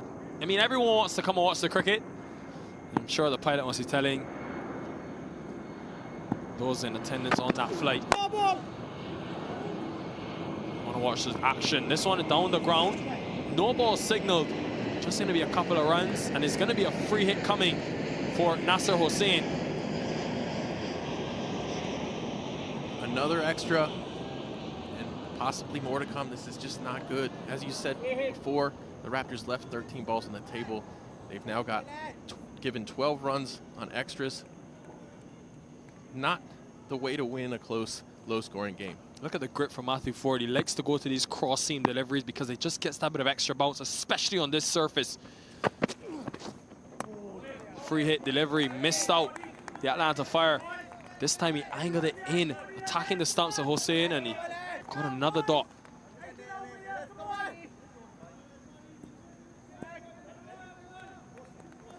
Almost crashed into the stumps. What a matter, of course. Free hit delivery. All of a sudden, the asking rate has gone to 8 and over. These small totals so often stump teams. Down to deep third. Doesn't carry. He was in for the chance of a wicket there, Matthew Ford. Nate, 130, you looked at it at the halfway stage on a venue which the par score this season has been 168. Somehow, someway, the Morrisville Raptors have battled their way back into this, and the spinners have kept it extremely tight. Cross-seam grip from Ford again. Yeah, the Raptors have a knack for this. Every game here somehow finds a way to be close when the Raptors are involved. As you said earlier, they were already involved in one super over this season. A couple of last ball finishes. They were in one last weekend against the Lightning, one that they won. 2 is the call. Hamilton is very quick, short man, small strides, but he's quick between the wickets.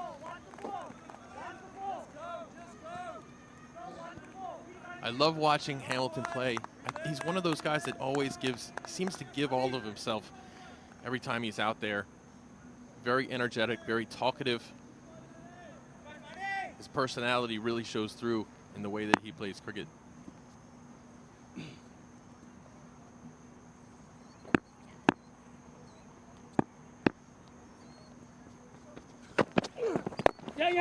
Pushing him back. Matthew Ford is a get the fire, but Hamilton will have one eye on that asking rate, which continues to increase every over. Gone past 8 for the first time in the innings now, which is sort of troubling when you're only chasing 130. And it again tells you about the reliance on Raheem Cornwall. He failed at the top, and this fire batting struggled to come through. If they want to qualify for those playoff spots, they need the batting to produce. One just should be a single, so good over from Ford so far. Yet to take a wicket, but he's done well. Seam up that time from Ford.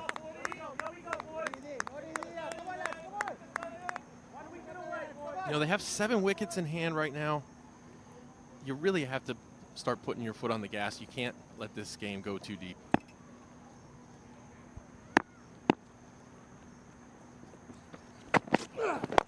Down the leg side. Gets away with it, though, with that deep fine leg field in place. Missed out on an opportunity to score a boundary there. Jamar Hamilton ends the over with a single. 80 for 3.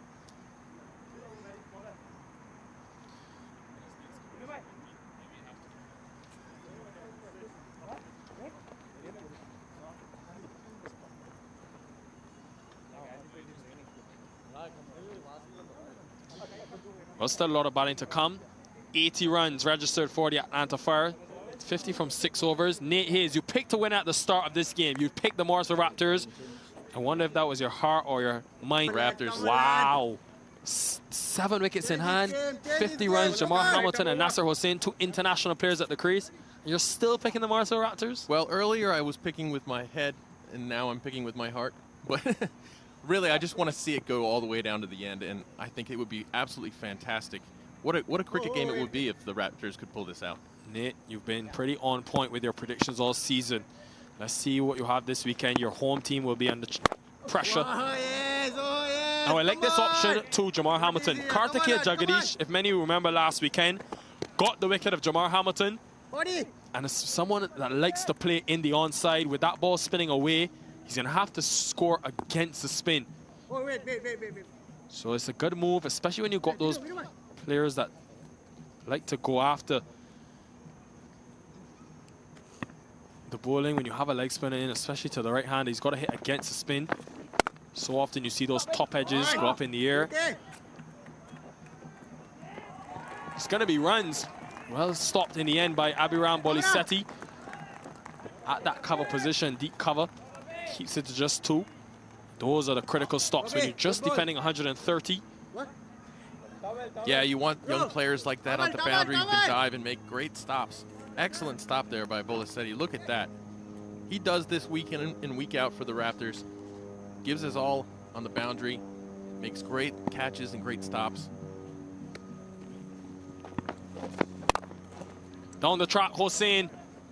It is a big boundary, though. Very big boundaries here at Church Street Park. Jacobs Pinier keeps it to just 1. Hossein, you already seen him hit 1 maximum down the ground against Dan Pete. Other than that, he's been quiet. They've done well to contain him. It'll be interesting to see how he manages these remaining overs. Pete. Hamilton is very quick, running to the danger end, backed himself. But so far, so good for the Raptors. You think now, the asking rate inching closer to 8.5. If they keep the boundaries to a minimum, pressure is being built on this Atlanta Fire team, even with 7 wickets in hand. Yeah, every single builds pressure. Now, has he got this out the middle of the bat? Yes, he has. Nasser Hossein, the 2nd time he scored a maximum in that area. And just when all the pressure was on the Atlanta Fire, just what they needed to counter-attack. He's an international player, Hossein. He picked up 2 wickets and now making a difference with the bat in hand. That'll relieve a little bit of the pressure right there. They needed that. Of course, he misses, and that's bad news. It will be so painful for the Raptors, who have done so well to keep the boundaries to a minimum. Go.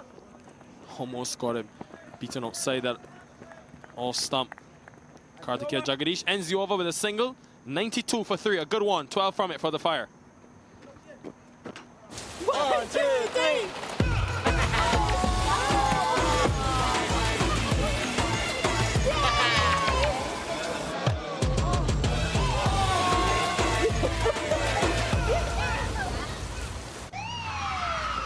Took that last corner pretty quick. Sir, I need 1 hand on the roof, 1 hand on the pump. Timeout for Sunoco Go Rewards. Keep pumping. With new Sunoco Go Rewards, when you fuel, you save, because rewards come first. Bowling change, right arm over.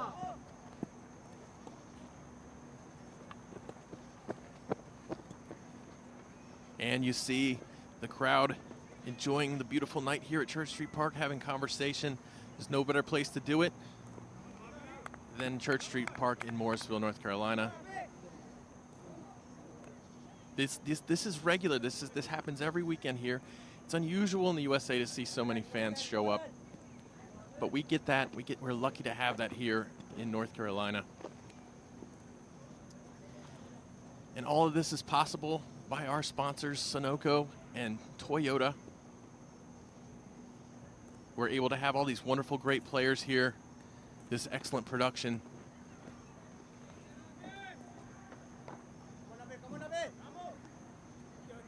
Toyota, once again, sponsoring as the title sponsor this year. And it looks like Abiram Bolisetti is going to be bowling now for the Raptors. This is a very interesting move, Nate, to bring Bolisetti into the attack for the first time. Don't think it was necessary the way that his bowlers have bowled. They've been all economical. Interesting call from Dan Pete. Could be a gamble that pays off for him.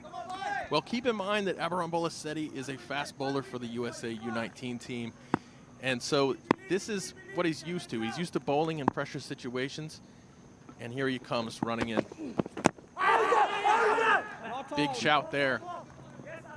A decent shout, but definitely angling down the leg side. You look at that before that last 6 in the over. They've done so well to keep the boundaries to a minimum. Hadn't conceded a boundary in 4 overs. But that will take some of the pressure off, and it's always a problem when you're only defending 130. Beautiful scenes, beautiful atmosphere here at Church Street Park. Good look there at the tall pine trees that surround the ground and speckle the entire area. Some plans to build stands here very soon, Nate, in the near future. Just what this venue will need, probably. Wide ball. Gonna have to re-ball that one, Bolisetti. Yes, there are plans to build grandstands for the permanent seats. Turn this into a more proper stadium, although it's already a gorgeous ground and nobody minds sitting on the hills and the bleachers that have been brought in for this purpose. But yeah, we will have some permanent seats here thanks to a deal between Major League Cricket and the town of Morrisville, North Carolina. Yeah, when that Major League rolls around in 2023, it will be one of those venues that will be utilized. So fantastic, just the atmosphere. I think more international cricket needs to be played here, Nate. Oh, I absolutely agree with that. I couldn't agree more. USA Cricket do not play a ton of international matches outside of their ICC competitions, their pathway to the World Cup. Church Street Park. If you're now joining us for the first time, 1 of 4 in terms of action over this weekend. Oh, that is far down the leg side. Abiram Bolisetti getting it wrong. And again, 5 extras for this Atlanta Fire team, gifting them runs as the 100 comes up.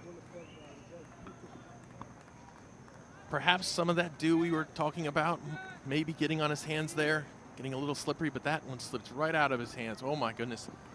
Nobody was going to stop that. It was always going to be a gamble from Dane Pete, the captain. He don't think he needed to go to Abiram Bolisetti, who's now conceded 8 from his first 2 deliveries.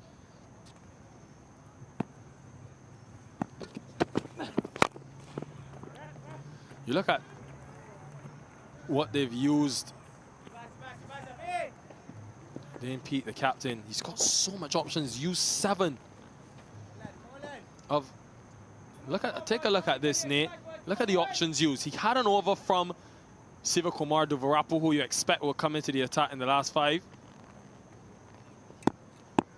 Working on getting that bowling card for you to show you the different options. Bolisetti, the 7th bowler being used. Wide ball. Have to re-bowl that again, so another extra.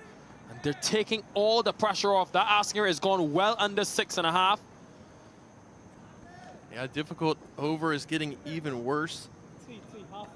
Look at the options here, Nate. He could have easily gone back to Obas Pinyar. Jagadish had 1. The captain himself, he's only bowled 2 overs. Matthew Ford has got 2. Didn't see the need to go to a brand new bowler, a young man at this stage of the innings. Withdrew. Interesting call from Pete. Flicks it. And flicks it nicely, Jamar Hamilton. It's what pressure does. When you're under pressure, you just err in that line. You can't afford to make a mistake. Jamar Hamilton goes all the way for 6 as well. Going for the Yorker there, pretty obviously. Just over pitches it, and Hamilton is not going to miss that. It looked like he went all the way for 6, but the umpire opting to change it to a boundary. Hasn't been easy at the office for the umpires. They've had to make some close calls under some pressure. Well, this tells you just how good Jamar Hamilton is. The ability to strike blows like that, but play the situation well. He's a man that's struck at 160, as we mentioned, coming into this game. But he's playing the situation to run a ball at this stage is what's required. A boundary and over wins you the game. 15 runs from this first 5 deliveries so far. Yeah, and at this stage in the game, I don't think we're going to have to wait long to see Hamilton really going for it with 7 wickets in hand. Run rates dip below 6, though. The run rate required. Oh, flicks that one. Just squirts past the fielder inside the circle. 16 runs have come from the over. 108 for 3.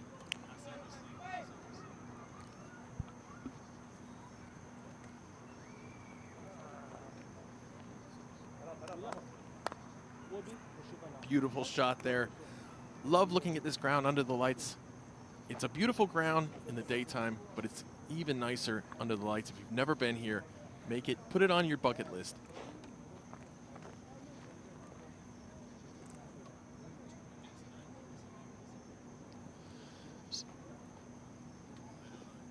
So Atlanta's red lines there, peaking up the last 3 overs over top of the Raptors, making up for that lull between the 7th and the 11th over. So PNR, this is the over I thought would have bowled, who would have bowled in last. They went to Borisati, it didn't work. They conceded 16 runs from that over. Jacobus PNR into the attack for his final.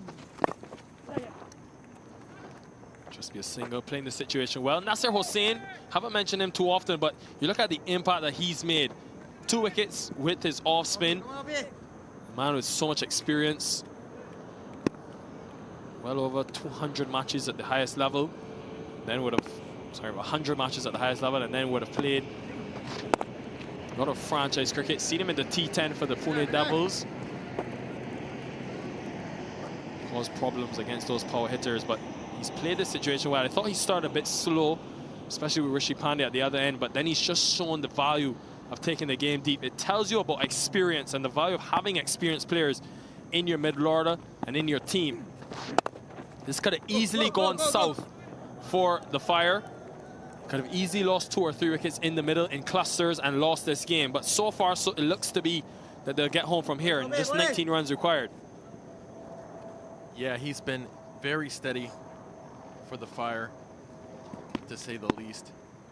But yeah, that, you know, 1 bad over, actually 2 bad overs in a row for the Raptors, and the game is now pretty securely in the Fire's lap. Outside edge, and always tough to catch. Lahir Milanta, I hope he hasn't hurt that hand, because we know how good he is with the batting hand for this team. They cannot afford to lose him at all.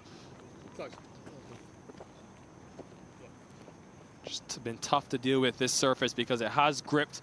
Balls have spun, and also some extra bounce as well at times. Pinar is a very tall man, bowling from a very high trajectory, so you will get that bit of extra bounce. Yeah, there's a very good article about Obus Pinar on Major League Cricket's website. Check that out. It talks about his youth growing up in South Africa and moving here to the USA to play. Well, after 14 overs, they were 80 for 3. They still needed 50 runs. But it's been all about the way that the last 2 overs have gone. 28 runs. Sorry, make that. Yeah, 28 runs coming from the last 2 overs. They're going at 14 and over. This is a much better one, but it could be a little too late for the Raptors. It was always going to be a big risk bowling. Abhiram Boliseti bowled a couple of wides, was hit for a 6. No need for any risk at this stage. Just 5 singles from the over. 17 more for victory. 113 for 3.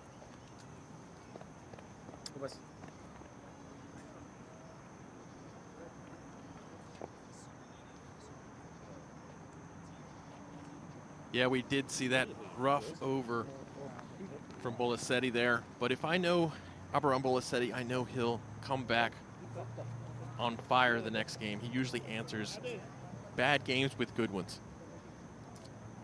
Well, of course, for both these teams, a lot of action this weekend as that red worm inches much closer to the blue and pretty much on its way for victory. The Raptors will be in action both on Saturday and Sunday. Both these teams actually in action over the course of the 2 days, with the Raptors taking on the Atlanta Lightning. The Fire taking on Fort Lauderdale Lions coming to you tomorrow. Primetime game for the Raptors tomorrow night under the lights again, Nate. Once again, we can expect another big crowd coming out to watch their Raptors play at home tomorrow night. 1 and 5:30 local time, Eastern time to start. If you want to come down to the ground, enjoy the atmosphere. Will be a packed house at Church Street Park. Matthew Ford continuing. Look at that. Class from Nasser Hossain. Mid-off up in the circle, came down the track, just hit it over. The Atlanta Fire, well, the bowlers have set it up, but the way that these two have batted the situation, showing great maturity has helped them get very close to this 130 total. And we saw in the first innings, Subramanian bowling on that wider line, and then we also saw that here with Ford earlier. Now he doesn't really have that option. Goes straight up. Ford calls it. And it's a good catch in the end, taken by the athletic Bolisetti. But is it too little, too late? It's been a good contribution from Nasser Hossain. Looking to go to the boundary yet again, but one too many. Yeah, Abraham does. That catch didn't really brighten his day very much, did it? It looked like he went pace off, cut it into the surface, and just deceived Nasser Hossain. Looking to go into the onside top edge, and a really good catch from young Bolisetti. Having to cover a lot of ground. So a really good contribution though in his very first game. 2 wickets and now 38 to go with it. Nasser Hossain will be competing for that Toyota Tundra Player of the Match. 117 for 4.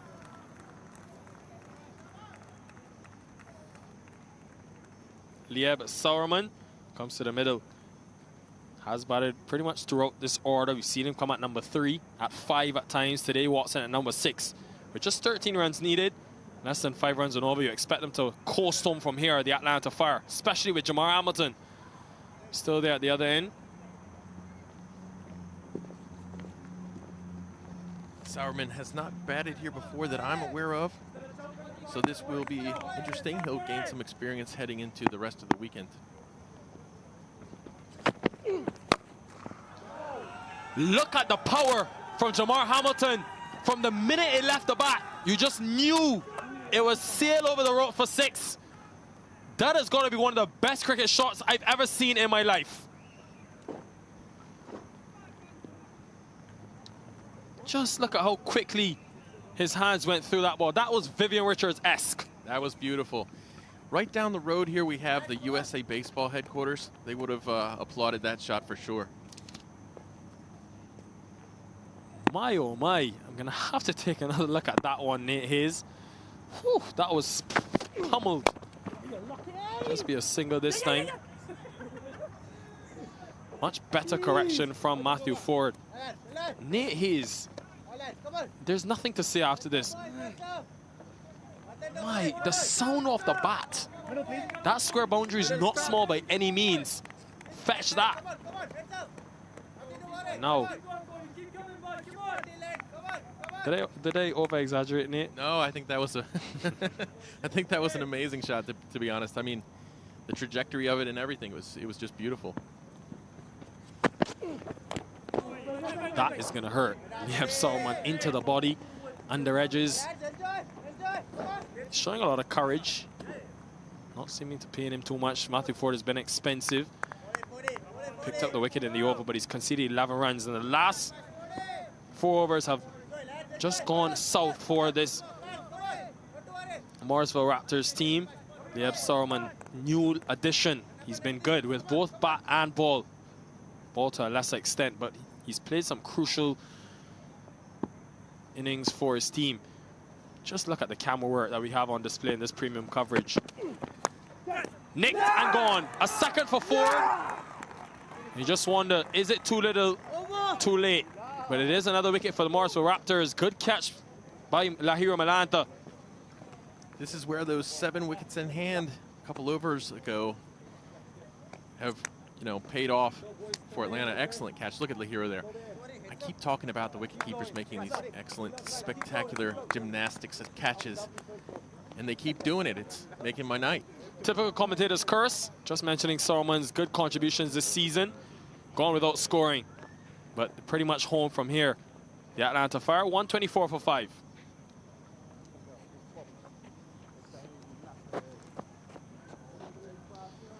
Amila Ponzo walks in at number 7 with the job pretty much finished. Just 6 runs needed from the remaining 2 overs for the Atlanta Fire team.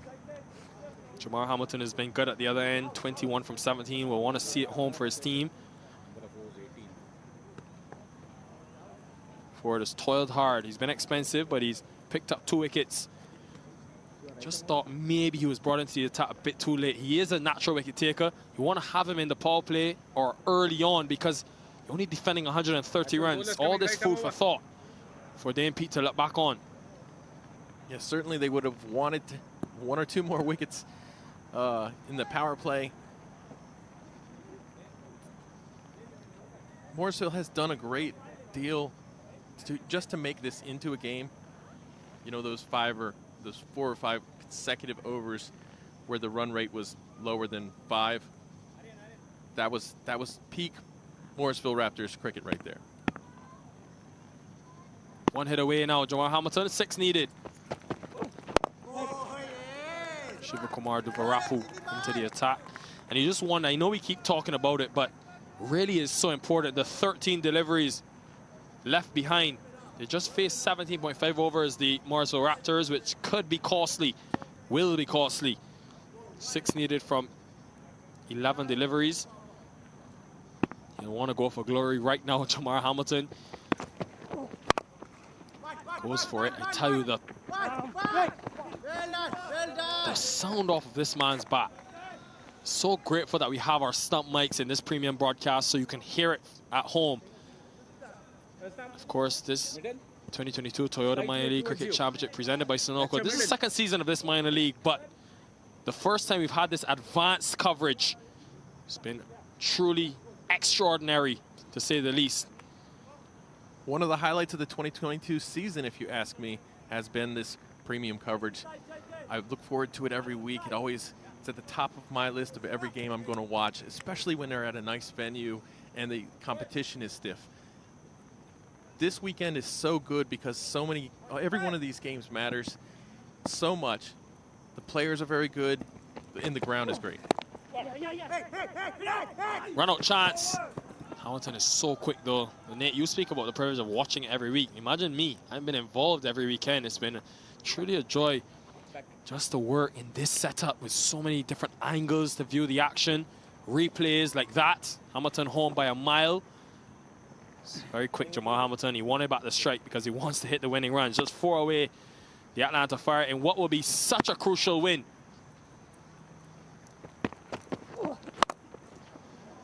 Is that the win? Man in the deep. He misjudges it completely.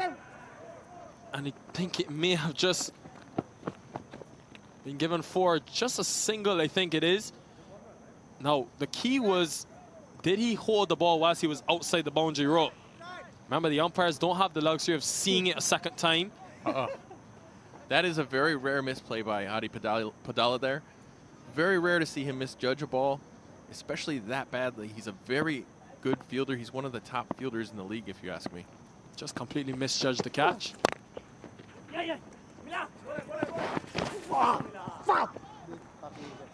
Apologies for any obsessive language heard. Here, Malanta wanted to get that run out, wanted to inflict the run out of his mate, Ponzo at the other end.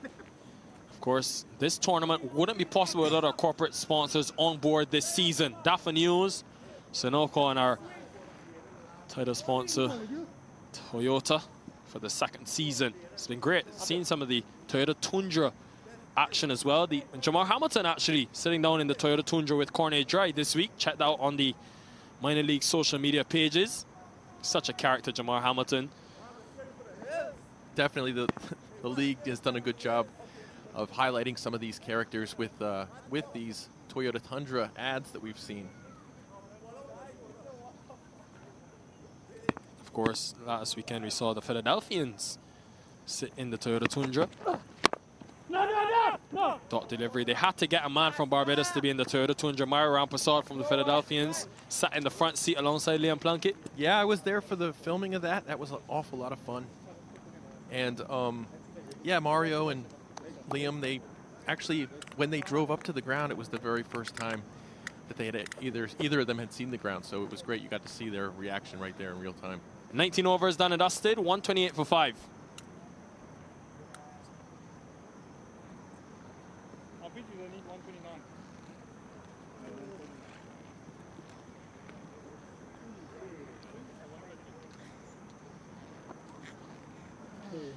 The 2022 Toyota Minor League Cricket Championship presented by Sunoco.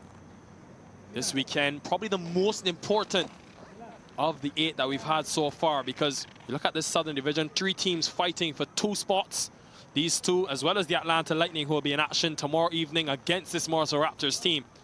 But I don't think people realize, Nate, how important of a win this is for the Fire. A team last weekend, less than a week ago, that were pretty much beaten badly against this Raptors team. The Raptors batted first, posted 203, and restricted them to 176. But the way that they've come back here in the Raptors' backyard, they deserve a lot of credit. It's a win set up by their bowlers, and one that will give them a lot of confidence going into the weekend full of action. Yeah, this type of a game is exactly what they needed. They're trying to get that first place spot, and this gives them a big boost if they win here tonight. 2 to win. Aponzo goes over the top, and he's connected with it well enough to pick up the boundary and the win for the Atlanta Fire, who now surge to the top of the Southern Division. What a clinical performance set up by their bowlers and finished off well by the experience of Nasser Hossain, Jamar Hamilton, and now Emilio Aponzo hitting the winning runs. Wilden Cornwall and his team will feel very happy about being able to defeat this Morrisville Raptors team in their home territory. Place that's been a fortress for the Morrisville team over the 2 seasons. One that Dane Pete will have to go back to the drawing board and think, but he won't have a lot of time to ponder, because tomorrow evening his team will be in action against the Lightning under the lights. But the way that the Fire, you have to credit the bowling performance. It was all about the spin. They played conditions extremely well. In Nasser Hossain's first game with his all-round ability, he was brilliant. The Fire winning by 5 wickets. Yeah, and there you go. Those 13 balls that the Raptors left on the table at the end of the first innings, as you predicted, coming back to haunt them. You know, imagine what they could have done with just 15 more runs. Well, the Fire, it was always going to be simple in terms of the run chase, even though it got a bit too close for comfort at the end. This power score at this venue batting first, 168. They were well below that, the Raptors. 31 from Rishi Pandey was a slow innings from him, but he ensured that he took the game as deep as possible. Nasser Hossain, the stand-up with both ball and bat in hand. 38 from 33. Hamilton finishing off the innings well with 23. He's talking to a microphone. Unbeaten. Come with me. In terms of the bowling effort. Hey, how's it going? Fortunately for you, it's on the far side of the field. And we had, as you said, Matthew Ford brought in a little bit later than they would have normally brought him in, later than you would have wanted to take wickets. He takes 2 anyhow. You've got Adi Padala with the big wicket of Cornwall early on that gave them a prayer, and Jacobus Pinar with a wicket as well. Abraham Bolassetti's expensive over really hurt them at the end. Ended the suspense, really. Well, the key factor there, 17.5 overs batted for the Raptors. They left 13 deliveries out there. And the Fire, in the end, making light work of the chase, 132. Ensuring that they get over the line and get the win. The Fire supporters will be happy, because even after they lost the wicket of Raheem Cornwall early, who played a couple good shots, as he so often does at the top of the innings. Raheem Cornwall hit another boundary, but then was dismissed right on the edge of the circle. An excellent catch by Vinod Kumar Kendaswamy, taking a screamer. And the Morrisville Raptors, the way they started in the power play, kept things very tight. You thought at just 6 runs and over, could be in a very interesting game. They continue to take wickets. Rishi Pandey, the youngster, sent up the order today, where you had not much runs needed per over to start. Played the situation well, but just lost his way through the middle. And then, this was a real controversial moment. Zain Saeed stumped. Umpire took a while to make his decision. Nasser Hossain, though, started slowly between overs 6 and 10. The team were only able to score 12 runs in those 4 overs. The Raptors were well on top, taking a couple wickets. First, Pandey. And then they were able to remove Zain Saeed in the previous over. But Jamar Hamilton, with his experience, ensured he remained there right to the end. Nasser Hossain continued to play a few lavish shots. The 2 international players proving themselves for this Atlanta Fire. That was the wicket of Hossein, looking to go one too many. A real acrobatic effort from Bolisetti. But in the end, Jamar Hamilton just too good. Shot of the night, maybe the shot of the tournament from Jamar Hamilton. Latched onto that pull so quickly. Sauerman departed. A good diving catch from Lahira Malanta. And then a big 6 to end from Amila Aponzo. And in the end, the Fire winning by some 5 wickets. A win that will send them to the top of the table in the Southern Division. Set up by their bowlers, of course. Subramanian with 3, Hossein with 2, Cornrow with 2. And the batters, the experience shining through. Hossein 38, Pandey 31, which will do his confidence a world of good. And Jamar Hamilton unbeaten on 23 towards the end.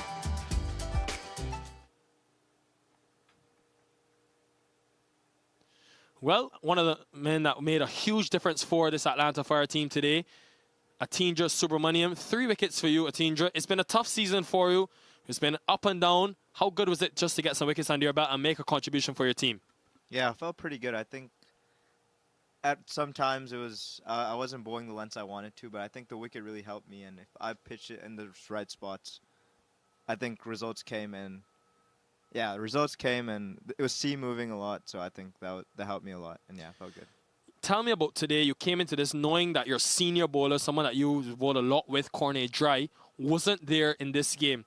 Did that put any more responsibility on your shoulders? Yeah, I think this was my first time bowling with the new ball, and I think, to be quite frank, I was a bit nervous up front, but once I got the first few balls up, I felt really good, and then once I got that wicket in, it was great, yeah. Tell me about conditions. A lot of green grass on this surface at Church Street Park. How much did you enjoy playing in these conditions and bowling, in that first innings? Yeah, it's great. I think for me specifically, I'm not the fastest, but I think I pride myself on being a more skillful bowler than some of the other guys. So I think wickets like these really help me out, and I think I just got to pitch it up full of good length, and I think I saw the results happen, yeah.